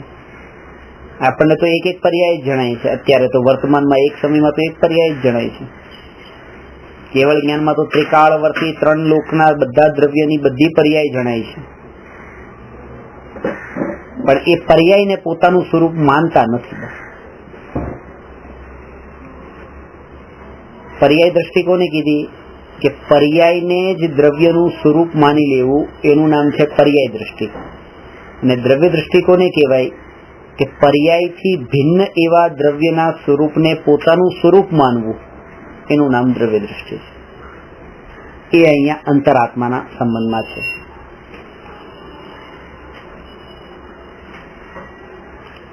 સમ્યક દ્રષ્ટિને દરેક સમયે પોઝિટિવ થિંકિંગ હોય છે. પોઝિટિવ થિંકિંગનો અર્થ અનુકૂળ થિંકિંગ નહીં, પણ અનુકૂળતા અને પ્રતિકૂળતાના ભેદભાવ વિનાનું થિંકિંગ, જેને આપણે કહીએ ને સકારાત્મક વિચાર ને નકારાત્મક વિચાર. ઘરેથી દુકાને જઈ રહ્યા છે અને એવો જો વિચાર આવે કે આજે તો વેપાર થશે જ નહીં, અને કોઈ તમારી સાથે તમારા ભાગીદાર પણ હોય જો આવી વાતો કરે કે આજે તો વેપાર થવાનો જ નથી, લાગે છે એવું આમ તેમ, તમે કહેશો યાર સવારમાં આવી વાત કેમ કરો છો? નેગેટિવ વાતો નહીં કરવાની. ઘરેથી ગાડી લઈને નીકળે એમ વિચાર આવે કે આજે એક્સિડન્ટ થવાનું છે, તો કે આ નેગેટિવ થિંકિંગ છે. તો શું વિચાર કરવાનું કે આજે એક્સિડન્ટ થશે જ નહીં. પોઝિટિવ વિચાર થવાનું જ નથી. અને અજ્ઞાની એને પોઝિટિવ થિંકિંગ સમજે છે.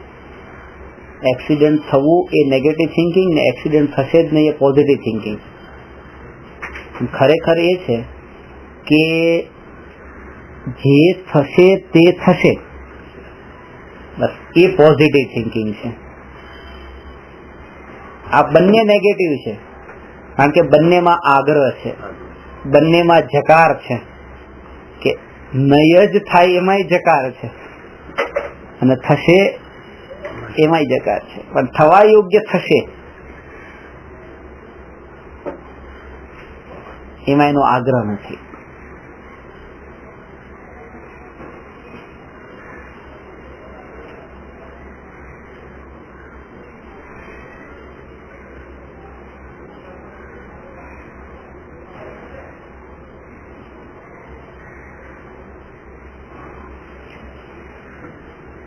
સમ્યક દર્શન પ્રગટ થઈ ગયા પછી ચોથા ગુણસ્થાનથી લઈને 12મા ગુણસ્થાન સુધીની અવસ્થા ને અંતરાત્માની અવસ્થા કીધી છે. અંતરાત્માના ગુણસ્થાન ચોથા ગુણસ્થાનથી 12મું ગુણસ્થાન.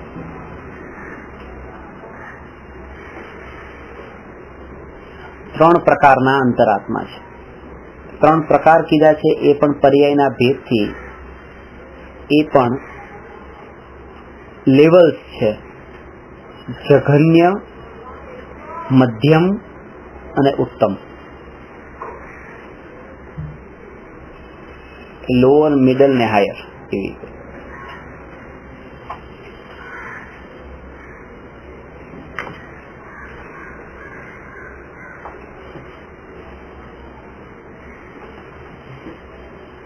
એનો અર્થ એ છે કે ચોથા ગુણસ્થાનથી 12મા ગુણસ્થાન સુધી અંતરાત્મા છે. ચોથું ગુણસ્થાન એ જઘન્ય છે, 12મું છે એ ઉત્કૃષ્ટ છે, અને એની વચ્ચેના જેટલા ગુણસ્થાન છે એ મધ્યમ છે. એટલે 5 થી લઈને 11.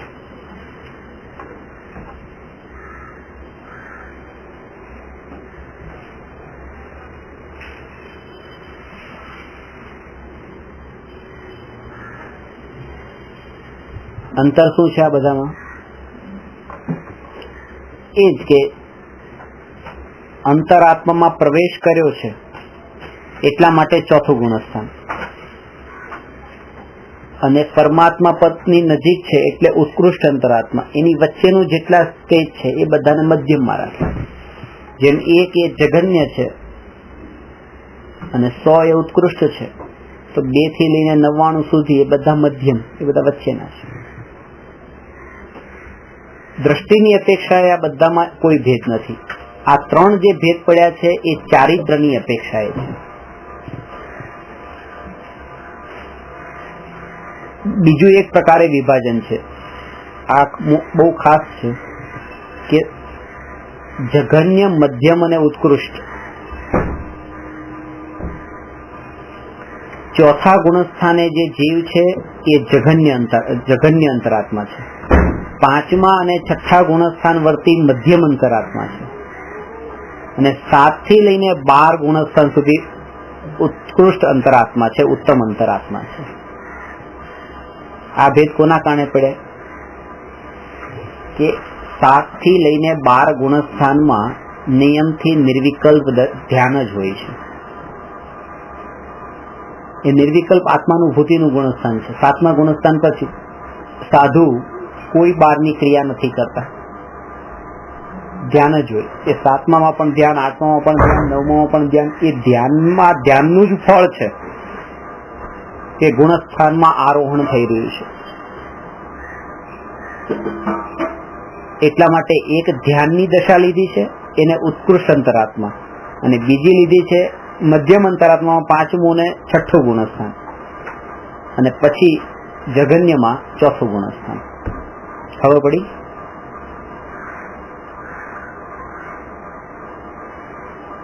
ફરીથી કહું છું, જો સાંભળજો. ચોથા ગુણસ્થાનથી 12મા ગુણસ્થાન સુધીના જીવને અંતરાત્મા કહેવાય. એમાં 7માથી 12મા ગુણસ્થાનમાં ધ્યાનની દશા હોય છે, એટલા માટે એ દશાવાળા જીવને ઉત્તમ અંતરાત્મા કીધા છે. ચોથા ગુણસ્થાન વાળા જીવને જઘન્ય અંતરાત્મા કીધા છે, અને એની વચ્ચેના જે બે છે, 5મા અને 6ઠા, એને મધ્યમ અંતરાત્મા કીધા છે. સમજાણું?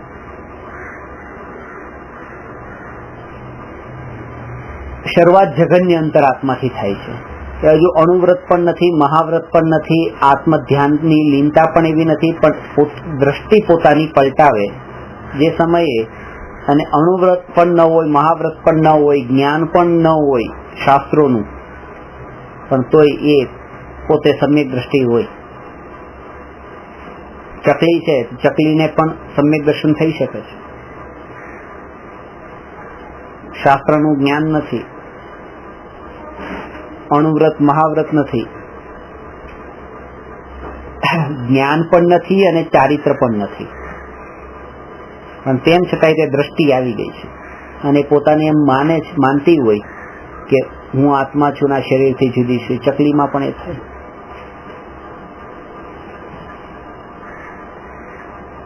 દરેક સમયની દ્રવ્યની જાગૃતિ, એ જાગૃતિનું નામ જ દ્રવ્ય દ્રષ્ટિ છે. દ્રવ્ય તરફની દ્રષ્ટિ કે હું આ છું, એ વાત એને ભૂલાય નહીં. અને એ સિવાય એ બહારનો બધો જ વ્યવહાર, પર્યાયનો વ્યવહાર, એ બધો થતો હોય, એકત્વ એમાં ન હોય. જે બેંકનો કેશિયર છે, હવે માનો કે કરોડો રૂપિયા ગણે છે, મૂકે છે, લે છે, પણ દ્રષ્ટિમાં એને એ જ છે કે જે એના એકાઉન્ટમાં, એના ખાતામાં જેટલા પૈસા પડ્યા છે, બસ આ જ મારા. દ્રષ્ટિ એની એના પૂરતી છે. તો દ્રષ્ટિમાં એ હોય છે, અને વ્યવહાર બધાનો કરે છે.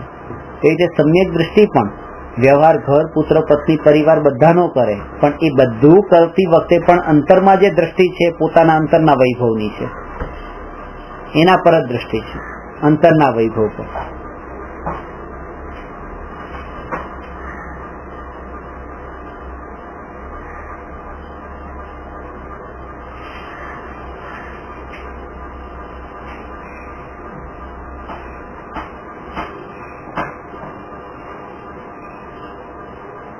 એકવાર જગ્યાએ વાંચ્યું હતું, એક વર્લ્ડ ચેમ્પિયન ટેનિસ પ્લેયર, એક છોકરી હતી, અને એ વર્લ્ડ ચેમ્પિયન થઈને એને કેન્સર થયું. એ કેન્સર એવું થયું કે 10 લાખ લોકોમાં કંઈક એક જણાને જ થાય.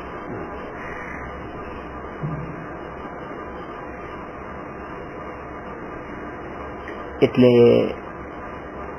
જયારે હોસ્પિટલમાં હતી ત્યારે એના ઓળખીતા બધા એની પાસે આવ્યા, બધા કહેતા હતા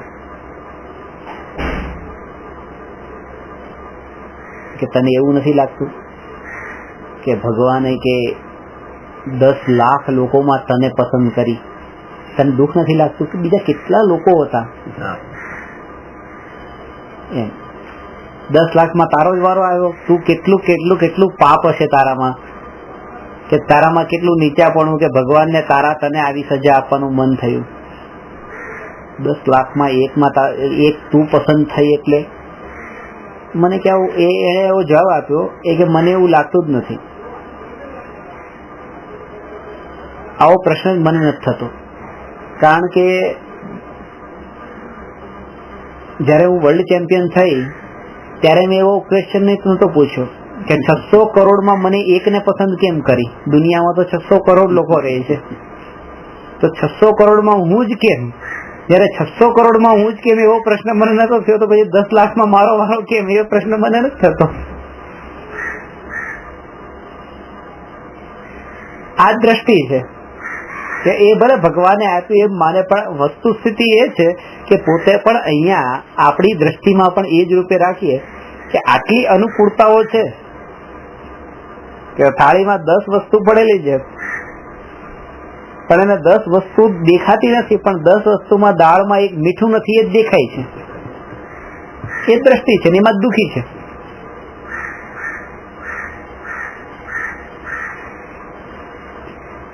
અને કર્મ સિદ્ધાંત તો એ કહે છે કે જે સમયે એનો અસાતા વેદનીનો એવો ઉદય આવવાનો હોય ત્યારે એનો ઉપયોગ પણ એવી વસ્તુ તરફ જ, અટેન્શન પણ એવી વસ્તુ તરફ જ જાય કે જે પ્રતિકૂળ હોય. જયારે દુઃખ થવાનું હોય ત્યારે અસાતા વેદનીના ઉદય તરફ જ દ્રષ્ટિ જાય. તો આવે જ ને, દુઃખ થાય છે. હા, કારણ કે આપણે જોયું કે જમતી વખતે આપણે જમી રહ્યા છીએ ત્યારે થાળીમાં 10 વસ્તુ છે, એ સિવાય પણ આપણા ઘરમાં કેટલી બધી વસ્તુઓ છે. ટીવી છે, ફોન છે, ફ્રીજ છે, આ છે, તે છે, પત્ની છે, છોકરા, બધી અનુકૂળતાઓ છે, પણ દ્રષ્ટિ નથી જતી. કેમ? કારણ કે હવે જયારે પાપનો ઉદય દુઃખી થવાનો લખાયેલો હોય ત્યારે દ્રષ્ટિ જાય કેવી રીતે એના તરફ? બધું છોડી દે, એક જ વસ્તુમાં જાય છે. કેમ કે એના ઉદય જ એવા છે, એની દ્રષ્ટિ જ.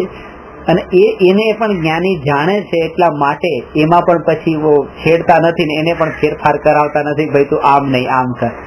એને પણ એ દ્રષ્ટિએ જાણી લીધું ત્યારે તો પછી પોતાનામાં લીન રહી શકે.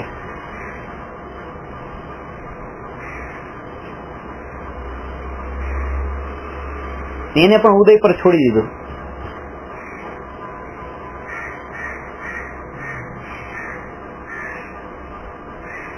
કે જીવના એના એવા ઉદય છે. બસ ઘણી વખત એમ થાય કે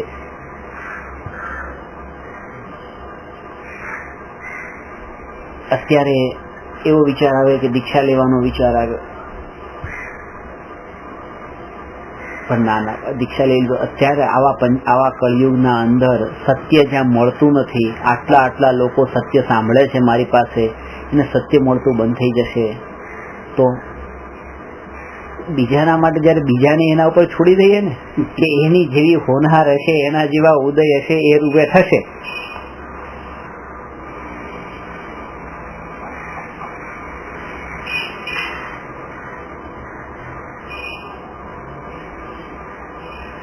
તો પોતાનો આ જે વિચાર છે ને, એ વિચાર નહીં રહે, એ પછી એક્શન થઈ જશે કે મારે ખરેખર ત્યાગ કરવો છે, વિચાર નહીં રહે, એ એક્શન થઈ જશે. જો આવા ચિંતનથી અંદરની પરિણતિ પલટાય તો.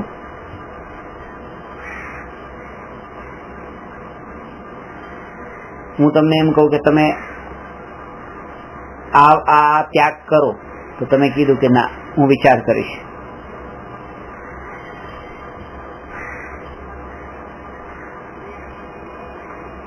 હું તમને એમ કહું કે તમને કોઈ ગાળ દે તો તમે ક્રોધ કરો, વિચાર કરતા નથી. એમ નથી કહેતા કે હું વિચાર કરીશ ક્રોધ કરવો કે નહીં એના ઉપર. ક્રોધ ઇન્સ્ટન્ટ કરી નાખીએ છીએ. આનો અર્થ એ છે કે જ્યાં ઉપાદેય બુદ્ધિ પડેલી હોય ને ત્યાં વિચાર ન હોય. કોઈએ કીધું તરત જ ક્રોધ કર્યો, ક્રોધ કરવાનો વિચાર નહીં કર્યો. ઉલટું અહીંયા સુધી થાય છે કે વિચાર કરીએ છીએ ક્રોધ નથી કરવો, પણ તોય ક્રોધ થઈ જાય છે.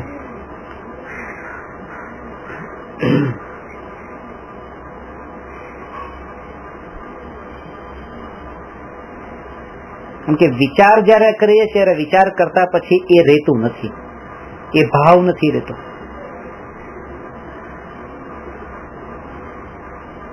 એક સત્ય પ્રયોગ એક વૈજ્ઞાનિકે કર્યો કે એક ભાઈને કોઈના ઉપર ક્રોધ, એટલો અક્રોધ આવ્યો અને એ ક્રોધને વ્યક્ત કરતા હતા એ વૈજ્ઞાનિકની સામે, પણ એ વ્યક્તિ સામે હાજર નથી અને ઘણા ખરાબ શબ્દ કહેતા હતા. તો કે અત્યારે તમે બોલો છો એ બધા ખરાબ શબ્દો, જેટલા તમારે ખરાબ ગાળો જે કઈ એના માટે લખી, બધી લખો, આપણે એને કાગળ પોસ્ટ કરીએ. મારી સામે કહેશો એમાંથી શું થવાનું છે? કઈ નથી થવાનું. લખો બધું અને એને પોસ્ટ કરીને મોકલાવો, એ સાંભળશે, એ વાંચશે.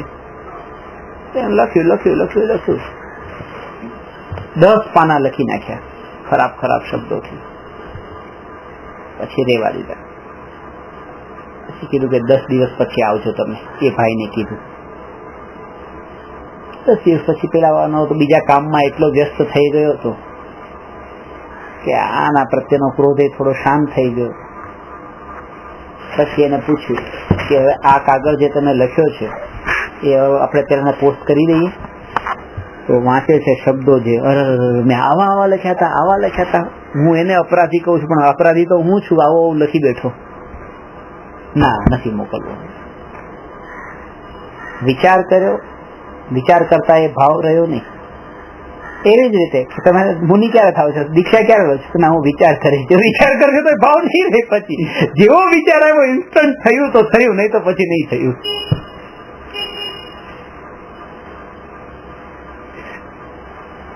બેમાં એક જ થિયોરી અપ્લાય થાય છે. જો તમારા કથાઓ પણ જો ઇન્સ્ટન્ટ જ વ્યક્ત થાય છે, વિચાર કરવા બેસો છો તો એ ભાવ રહેતો નથી.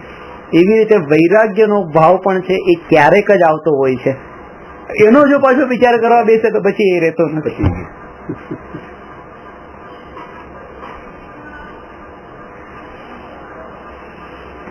એટલે ક્યારે પણ કોઈ વસ્તુ માટેનો જો એવો વૈરાગ્યનો વિચાર આજે પળે ઉત્પન્ન થયો પછી એના માટે બહુ નહીં વિચારવું. એનું બસ પ્રયોગમાં મુકાતો હોય તો મૂકી જ દેવો, વિચાર કરીશ એમ નહીં.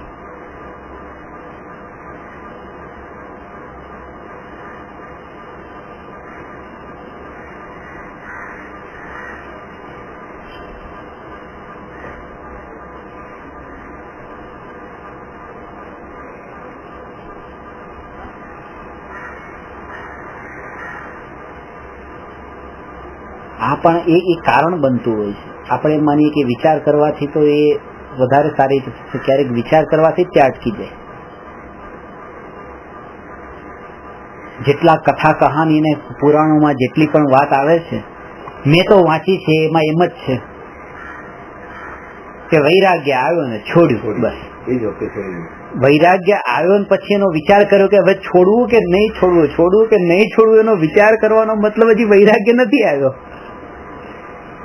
એ વિચારોનું ફળ વૈરાગ્ય છે. વૈરાગ્ય પછી વિચાર ન હોય, વિચાર પછી વૈરાગ્ય હોય.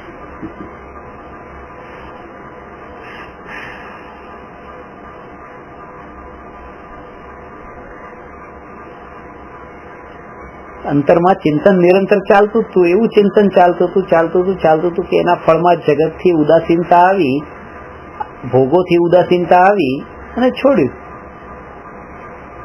એ વૈરાગ્ય આવ્યો. હવે વૈરાગ્ય આવ્યા પછી હવે એનો વિચાર ન કરો. એનો વિકલ્પ પણ પછી ઉઠી જાય તો બરાબર નથી. વૈરાગ્ય આવ્યા પછી એનો વિકલ્પ પણ ઉઠે કે હવે શું કરવું, એ યોગ્ય નથી.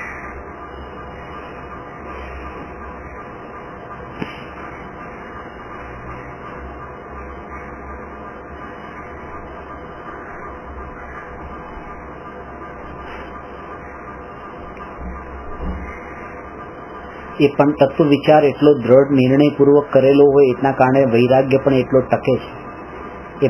એની એ જીવની હોનહાર, જેમ કીધું ને કે કાળલબ્ધિ એની પાકેલી હતી, એટલા માટે જ તે હવે વિચારમાં પણ નહીં રોકાયા. કોઈ જીવને દીક્ષા લેવી છે પણ કોઈ ઘરવાળા રોકે છે, પત્ની રોકે છે, છોકરા રોકે છે, માતા પિતા રોકે છે, કોઈને કોઈ રોકે છે.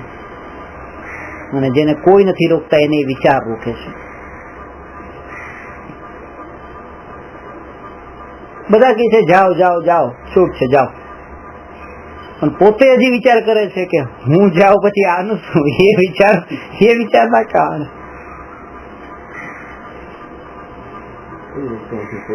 પોતે જ રોકાય છે. એક ભાઈને દીક્ષા લેવી છે પણ અત્યારે કમાણી કરે છે. દીક્ષા લેવી કમાણી શા માટે? કે પછી મારા છોકરાને પત્નીને ખાલી એકલા પડી જાય એનું શું થાય? અત્યારે હેડ ઓફ ધ ફેમિલી હું છું, અત્યારે હું છું તો એ હું કમાવું છું તો એ ખાય છે. કમસે કમ એ 20 વર્ષ માટે થઈને એ લોકો જેટલું ખાઈ પી શકે એટલું તો ભેગું કરીને એને આપીને જાવ ને. નહીં તો આખી જિંદગી એમ કે ધર્મ કરવા ગયા ન જો અમને ભૂખ્યા રાખીને ગયા. વ્યવહાર કરું છું મારો. મેં કીધું આ 20 વર્ષ માટેની એની કમાણી માટે તમારે અહીંયા 20 વર્ષ રહેવું પડશે, કારણ કે તમારી કમાણી કેટલી. તમે તો 20 વર્ષ પછી 20 વર્ષનો વિચાર અત્યારનો છે. જયારે 20 વર્ષનું તમે કમાયેલું છે ત્યારે તમને 30 વર્ષનો વિચાર આવશે.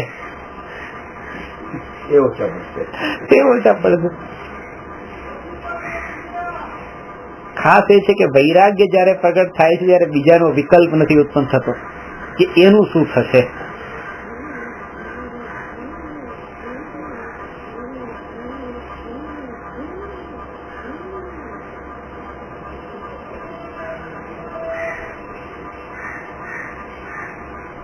મિથ્યાત્વ છે ને, કંઈક કરવાની ભાવના એક મિથ્યાત્વ છે.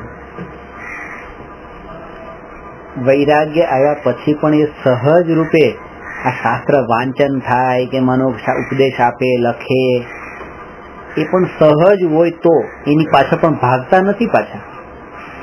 હવે જે ખાસ કરીને જે વ્યવહાર, સાધુનો વ્યવહાર કીધો છે, એ વ્યવહારની પાછળ પણ દોટ નથી મૂકતા, તો જે વ્યવહાર છોડવા યોગ્ય કીધો વૈરાગ્ય આવ્યા પછી એના પાછળ દોટ કેવી રીતે મૂકી શકે? સત્ય સમજાય વૈરાગ્ય આવે જ નહીં. સમજાયા પછી એ શું સફળ નહીં. સાચી વાત છે.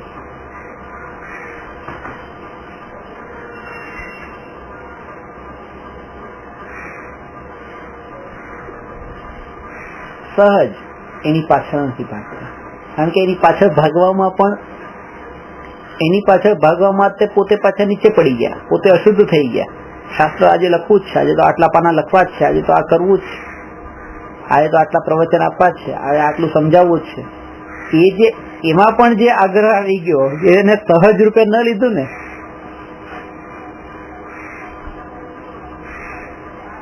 એમાં ફસાઈ ગયો.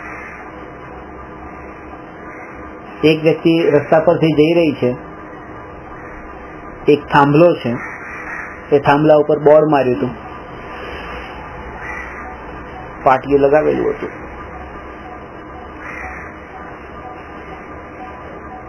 આ ભાઈને વંચાણું નહીં, ઉપર હતું, અડધા થાંભલા જેટલું એટલું ઉપર હતું.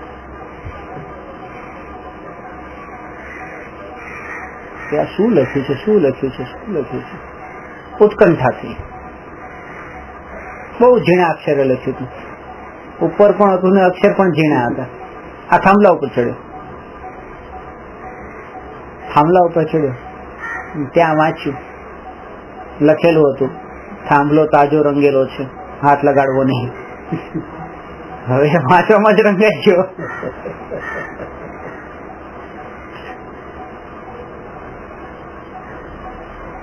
એની પાછળ નથી ભાગવાનું. જો પાછળ ભાગ્યો તો મેલો તો થયો છે. વ્યવહારની પાછળ એ સહજ રૂપે આવે, ઠીક છે, વાંચી લીધું, પતી ગયું. એ રીતે શાસ્ત્રમાં પણ વાંચવું, કહેવું, સમજવું, સમજાવવું, બધાને સહજ રૂપે, કોઈની પાછળ જ્ઞાની દોટ મૂકતા નથી. એનો અર્થ એ છે કે સહજ ક્રમબદ્ધ પર્યાયની શ્રદ્ધા થઈ છે. સહજ એના માટે 3 શબ્દ કીધા છે: અકર્તા,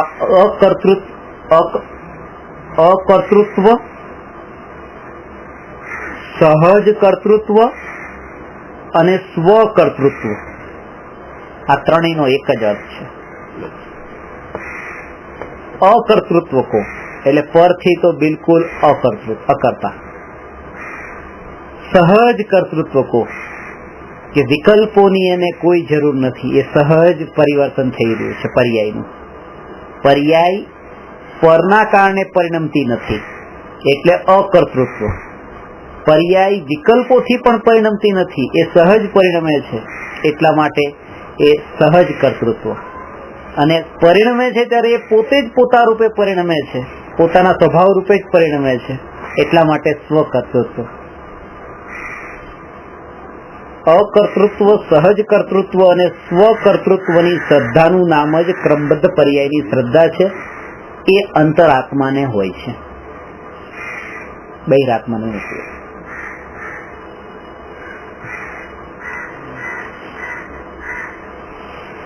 અંતરાત્મા ક્યારેય એ નથી માનતા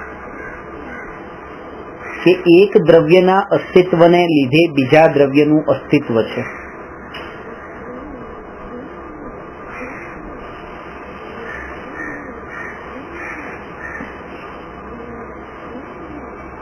એક દ્રવ્યના અસ્તિત્વને લીધે બીજા દ્રવ્યનું અસ્તિત્વ છે, એમ નથી માનતા.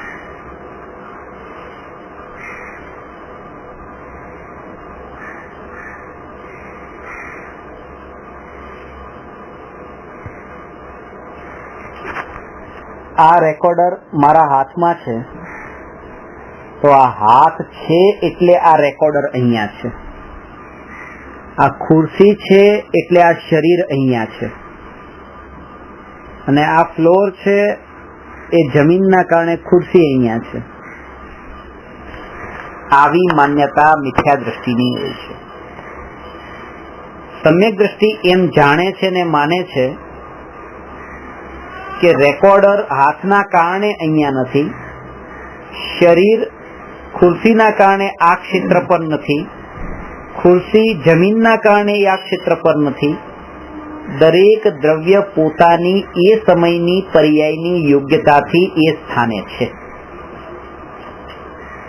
આ દ્રવ્યની વર્તમાન સમયની પર્યાયની યોગ્યતા એવી છે કે આ આકાશ પ્રદેશ ઉપર જ રહે, અને આ હાથના કારણે આ દ્રવ્ય અહીંયા છે એવું માની લેવું મિથ્યાત્વ છે, કારણ કે આ દ્રવ્યની સ્વતંત્ર સત્તાનો સ્વીકાર નહીં કર્યો.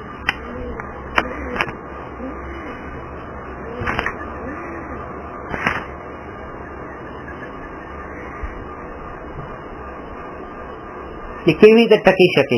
એક ના વગર બીજું. તમે રાખીને બતાવો રેકોર્ડર, એમ પડી જશે. હાથ વગર રહેતું નથી. એટલા માટે અમે તો એમ જ માનીએ. આપણે આ વાત પેલા કરી કરતા વાત. આ 3 લોક છે ને, એ 3 લોક પણ લટકેલું છે વગર આધારે. 3 લોકને લટકવામાં વાંધો નથી, તો પછી આ રેકોર્ડરને એ પ્રદેશ ઉપર સ્વતંત્ર રૂપે રહેવામાં શું વાંધો છે? સમુદ્ર કિનારે નાતા હતા અને દરિયાનું મોજું આવ્યું અને બહાર ફેંકાઈ ગયા. કે કોના કારણે? કે મોજાના કારણે. મોજું કોના કારણે આવ્યું? કે એ તો હવાના કારણે. હવા કોના કારણે આવી? એ તો આવી હતી.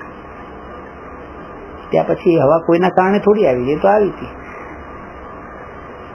હવા જો એના કારણે આવતી હોય, કોઈના વગર આવતી હોય, તો પછી પાણી કોઈના વગર આવે છે, આ માણસે કોઈના વગર આવે છે, એવું કહેવામાં શું વાંધો છે? એ સ્વતંત્ર છે તો પછી બીજું પણ સ્વતંત્ર છે, ત્રીજું પણ સ્વતંત્ર છે.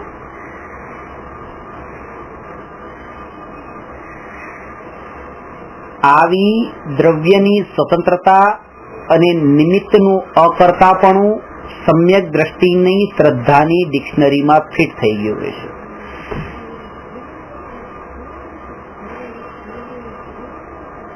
સમ્યક દર્શન થયા પછી જે જીવ અંતરાત્માની દશામાં આવ્યા છે, એમની શ્રદ્ધાની ડિક્શનરીમાંથી જ્ઞાન જાણવા સિવાયના બધા ક્રિયાપદ નીકળી જાય છે.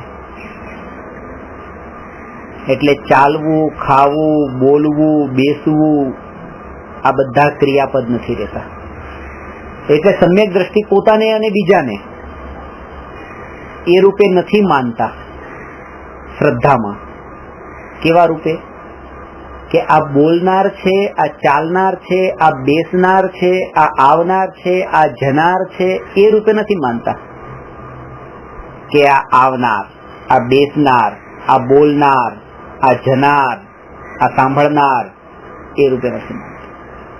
આ બધા ક્રિયાપદ શરીરની અપેક્ષા રાખે છે. આવનાર, જનાર, બોલનાર, બેસનાર, ઉઠનાર, સાંભળનાર, કહેનાર, આ બધું. સમ્યક દ્રષ્ટિ એમ જ માને છે આ જાણનાર, કારણ કે જાણવામાં પરની કોઈ અપેક્ષા નથી. પર નિરપેક્ષ છે, કારણ કે જાણવું એ આત્માનો સ્વભાવ છે, બોલવું એ સ્વભાવ નથી, ગમનાગમન કરવું એ સ્વભાવ નથી.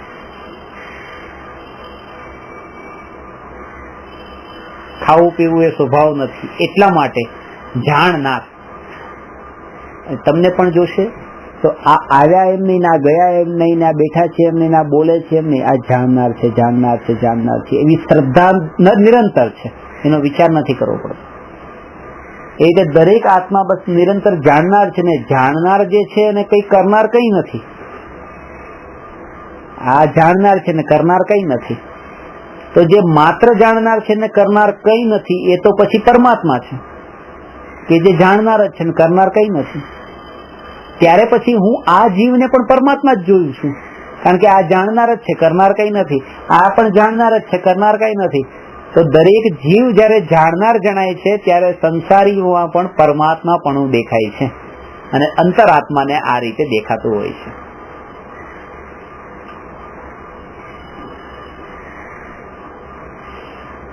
જાણનાર દ્રવ્ય સ્વભાવથી જોવાની દ્રષ્ટિ, આ જાણનાર દ્રષ્ટિ છે.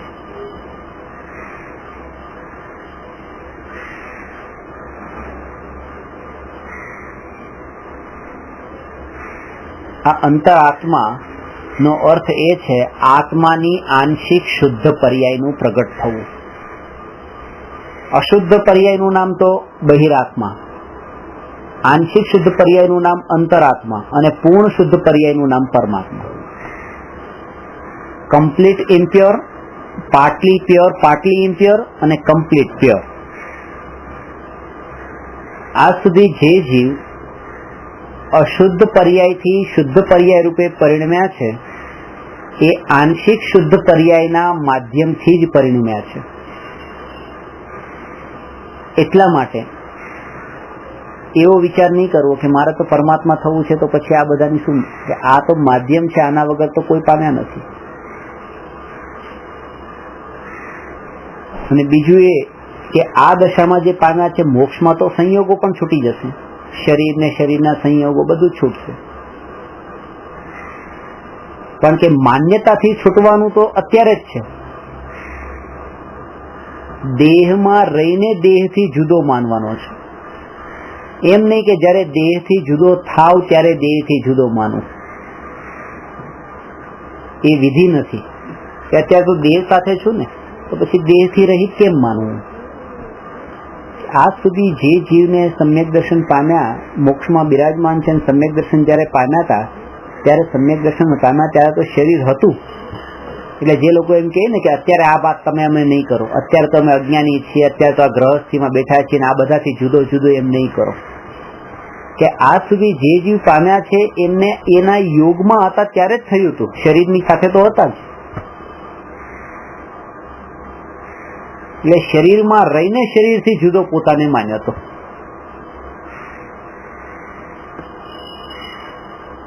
આ ફોન છે, ફોન માનો ખોવાઈ જાય ને પછી કોઈ લઈ જાય કે ચોરાઈ જાય ને પછી તમે એમ માનો કે આ મારો નથી, એ તો એક મૂર્ખ પણ માનશે. એમાં કઈ મોટાઈ નથી. આ તો તમારી સાથે છે ને તમે એને એમ માનો કે આ મારો નથી. એના સંયોગના કાળે એને એનું પોતાપણું છૂટે.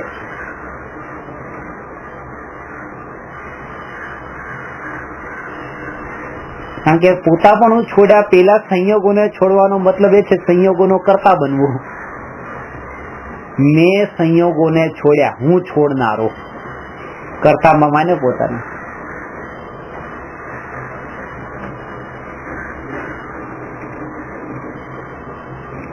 ખરેખર તો એ જ મુનિ દીક્ષા હોય છે કે આત્મ ધ્યાનના અંદર લીન છે અને લીનતા એવી છે કે ત્યાંથી પછી એ નીકળે જાય છે આગળ. જે રાગનું સ્થાન જે અંતરમાં ઉત્પન્ન થવાના જે નિમિત્તો છે વિહાર કરી જાય છે. હવે મહેલને છોડીને બીજી જગ્યાએ, બીજી જગ્યાએ ગયા, હવે વિહાર ચાલુ છે.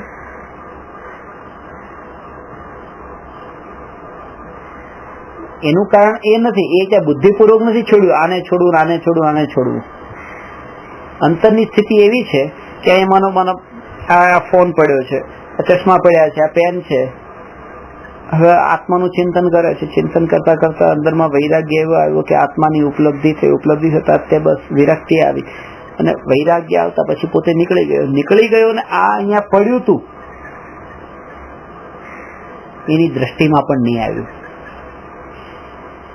છૂટી ગયું. એનું નામ છૂટી જવું છે. છોડવાનું નામ છૂટ્યું નથી. છૂટી જવું એટલે કે રહી જવું, વિકલ્પ ના આવે. એ આગળ ગયા પછી પણ એનો હવે અનંત કાળ સુધી એ વિકલ્પ નથી આવવાનો કે ત્યાં મારા ચશ્મા અને પેન ને ત્યાં પડ્યું રહ્યું છે. અનંત કાળ સુધી એનો વિકલ્પ પણ ન આવે. એનો મતલબ મુનિ દીક્ષા છે. એ અંતરાત્મા છે.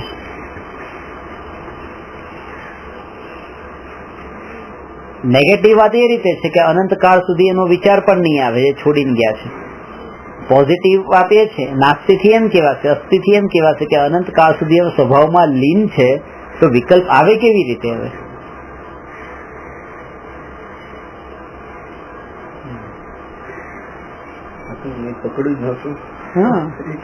કારણ કે આત્મામાં એક એવી શક્તિ છે,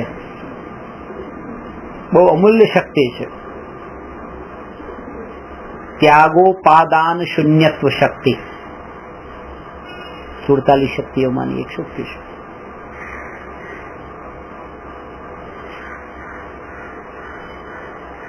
त्यागोपादान, त्याग करवो अने ग्रहण करवो, आ बंनेथी शून्य, बेथी रहित। आत्मानो स्वभाव छे त्यागथी पण रहित ने ग्रहणथी पण रहित। आत्मा त्याग पण करी शकतो नथी ने ग्रहण पण करी शकतो नथी। एवी आत्मामां शक्ति छे।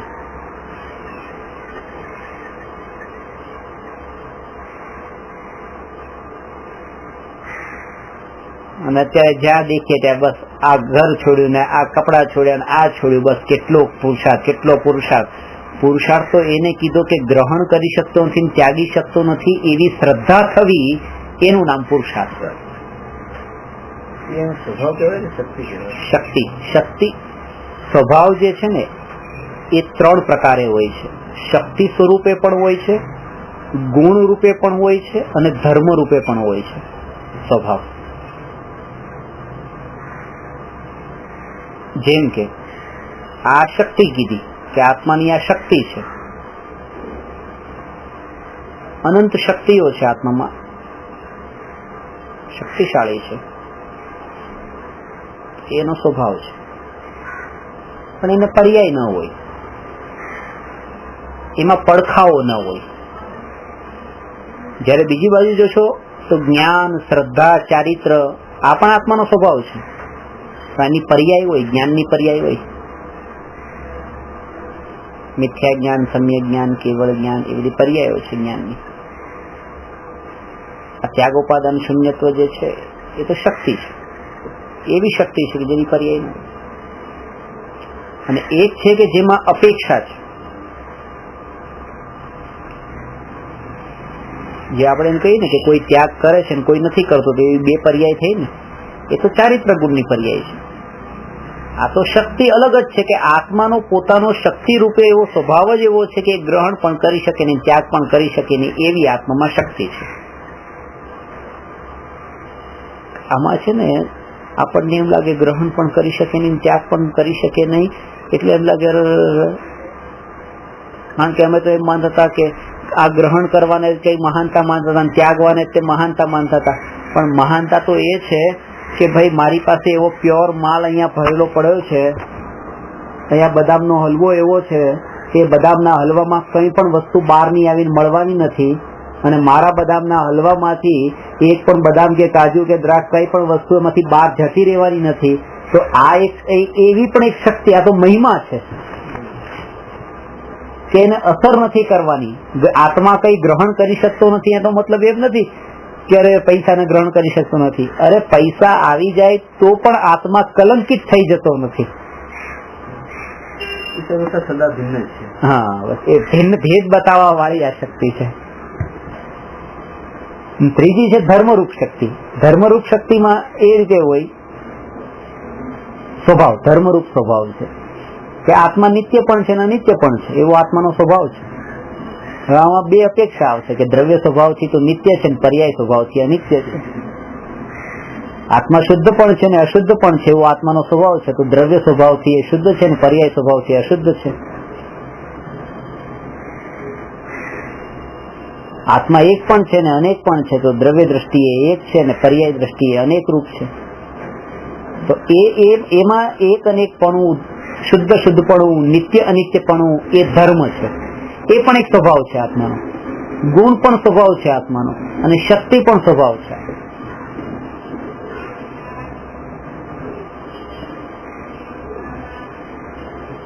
ધર્મ કેમ કહેવાય? ધર્મ તો જે મૂળ જે હોય છે, એક જ જેનું પડખું હોય એને ધર્મ કહેવાય।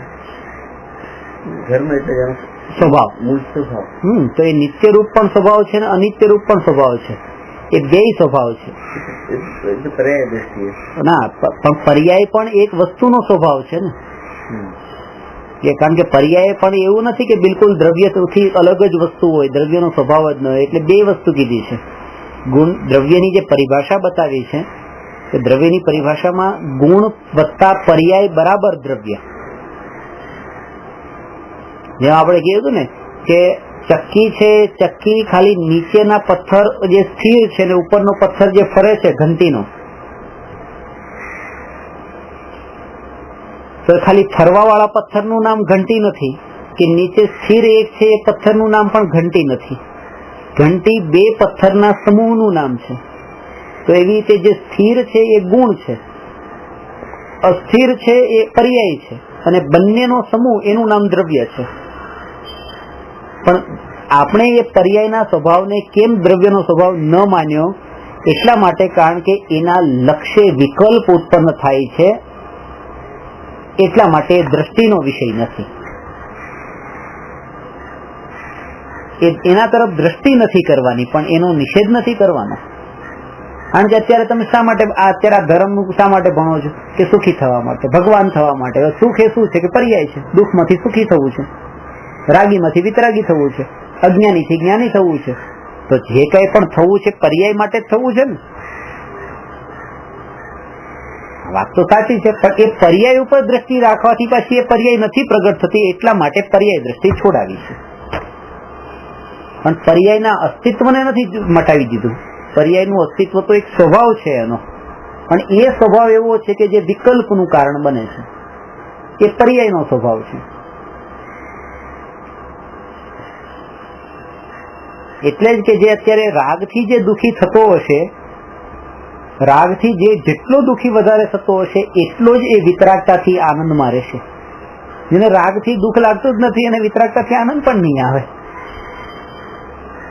એટલે ત્યાં પર્યાય સાથે હવે જ બતાવ્યો છે કે પર્યાય પણ તમારો સ્વભાવ છે, એમ રાગની પર્યાય ને વિતરાગતાની પર્યાય.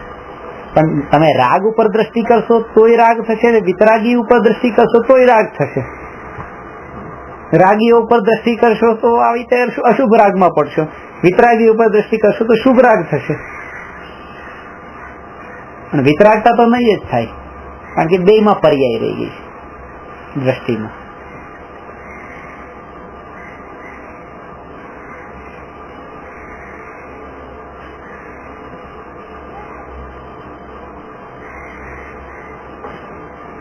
એટલે જેમ કીધું ને કે પોતાની પણ પર્યાય એ પણ મારો દ્રવ્ય સ્વભાવ ને પર્યાય સ્વભાવ. પર્યાય સ્વભાવ પણ એક વસ્તુનો સ્વભાવ છે, પણ એ સ્વભાવ અમુક કાળ માટે ટકીને રહેનારો છે, નિત્ય નથી. એટલા માટે એનો આશ્રય લેવાનું મનાઈ કરી. એનો આશ્રય તમે ન લો, કારણ કે જો એનો આશ્રય તમે લેશો તમે પડી જશો, કારણ કે એ પોતે જ પડવાનું છે. બીજા પડે તો પડનારાનો આશ્રય ન લેવો, જે ટકનારા હોય એનો આશ્રય લેવો. એટલે સાધનાની વિધિમાં દ્રવ્ય દ્રષ્ટિની પ્રધાનતા છે.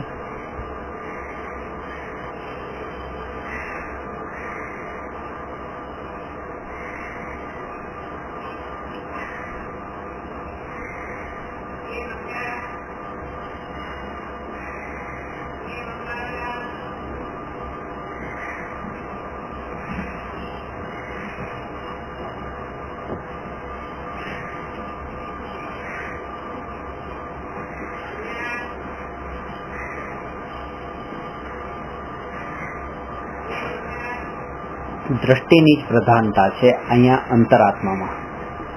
કઈ દ્રષ્ટિ એને જોડે છે?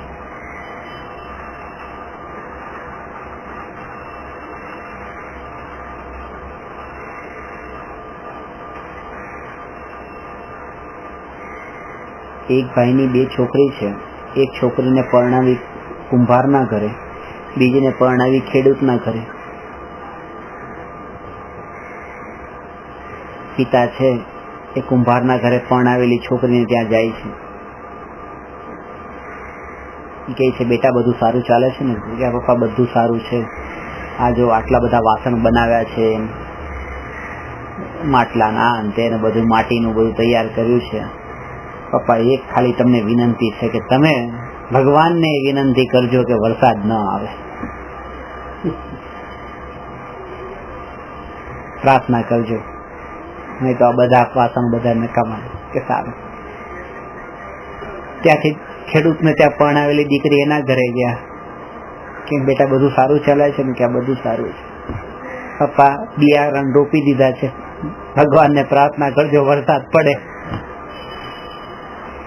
કારણ કે નહીં તો અમારું બધું આ વર્ષ નકામું જશે, વરસાદ આવ્યો નથી, વરસાદ આવે તો સારું. પપ્પાની પાસે આ બે ઓપ્શન છે. બે જગ્યાએથી વિકલ્પો ઉભા થયા છે. અહીંયા પ્રાર્થના કરવાની છે કે વરસાદ ન આવે, અને અહીંયા પ્રાર્થના કરવાની છે કે વરસાદ આવે. પ્રાર્થના કરવી શું?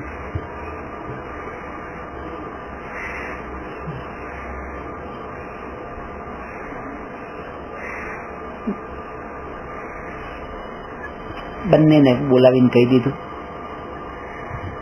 કે હું બે માંથી કોઈના માટે પ્રાર્થના કરવા માંગતો નથી.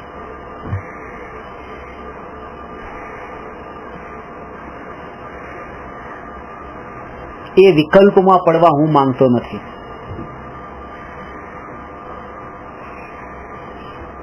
કે પ્રાર્થના કરું ને પ્રાર્થના ન કરું, કારણ કે એમાં ભેદ પડી ગયો. માનો કે વરસાદની પ્રાર્થના કરું તો માનો કે મેં તારા માટે કર્યું, આના માટે ન કર્યું, નાનો એમ કહું કે તોય ભેદ પડી ગયો. મારે બેમાં કોઈ વિકલ્પ કરવાનો. હજી એટલો રાગ છે, વિકલ્પ નથી. હવે રાગ એટલો છે કે જો બે કુંભારવાળી છોકરીને કીધું કે જો વરસાદ ન પડે તો કમાણી ઘડી થશે તારે, કમાણી થાય ને તો તારી આ બેનને થોડુંક આપજે. પેલીને કીધું કે જો વરસાદ પડે ને તો તારી બેનને નુકસાન જશે તો એને થોડુંક આપજે. આટલો રાગનો ભાવ આવે. બાકી મારે વિકલ્પમાં નથી પડવું. જ્ઞાનીઓ વિકલ્પોની જાળમાં ફસાતા નથી. શુભ રાગ આવી જાય બસ આટલા પૂરતું. વિકલ્પોની જાળમાં ફસાવવું એ તો મિથ્યા દ્રષ્ટિઓનું કામ છે. આ વિકલ્પ, આ વિકલ્પ, આ વિકલ્પ, આ વિકલ્પ, આ વિકલ્પ.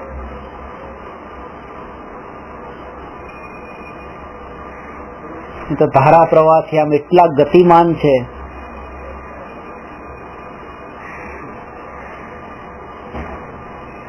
કેટલી સ્પીડ થી ચાલે છે.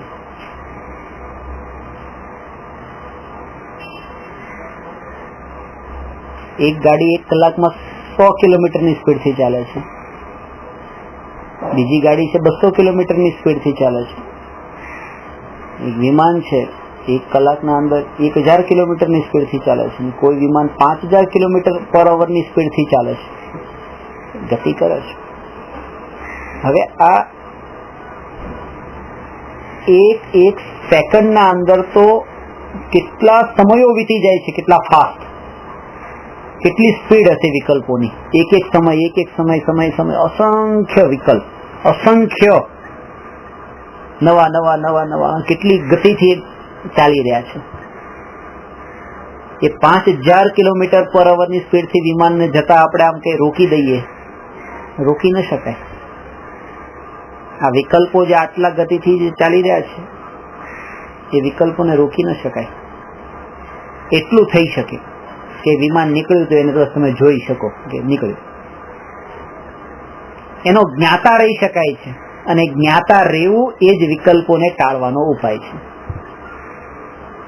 એટલે આ અંતરદ્રષ્ટિ પ્રગટ થાય છે ત્યારે વિકલ્પનો જ્ઞાતા થયો, અને વિકલ્પનો જેટલા અંશે જ્ઞાતા થયો એટલા અંશે વિકલ્પોથી મુક્ત થયો.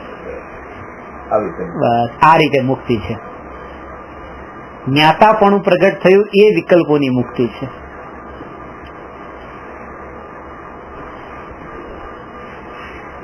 એમાં વ્રતિ નથી ફેરફાર કરવાની, બસ એટલે છૂટી ગયા. જાગૃતિ દરેક પળની છે. એ જાગૃતિના કારણે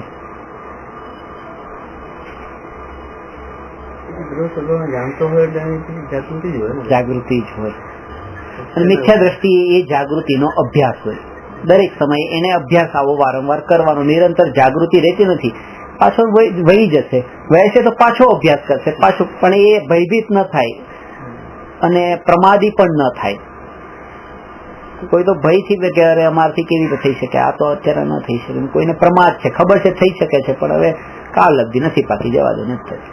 એમની પ્રમાદી પણ ન થાય, ભયભીત પણ ન થાય, પુરુષાર્થ કરે, પોતે અંતરાત્માના પદને પામે. હવે આગળ પ્રશ્ન છે 217. પરમાત્મા કોને કહે છે? એના ભેદ અને ગુણસ્થાન આવતીકાલે છે. નમો અરહંતાણમ नमो सिद्धाणं नमो आयर्याणं नमो उवज्जायाणं नमो लोये सव्वसाहु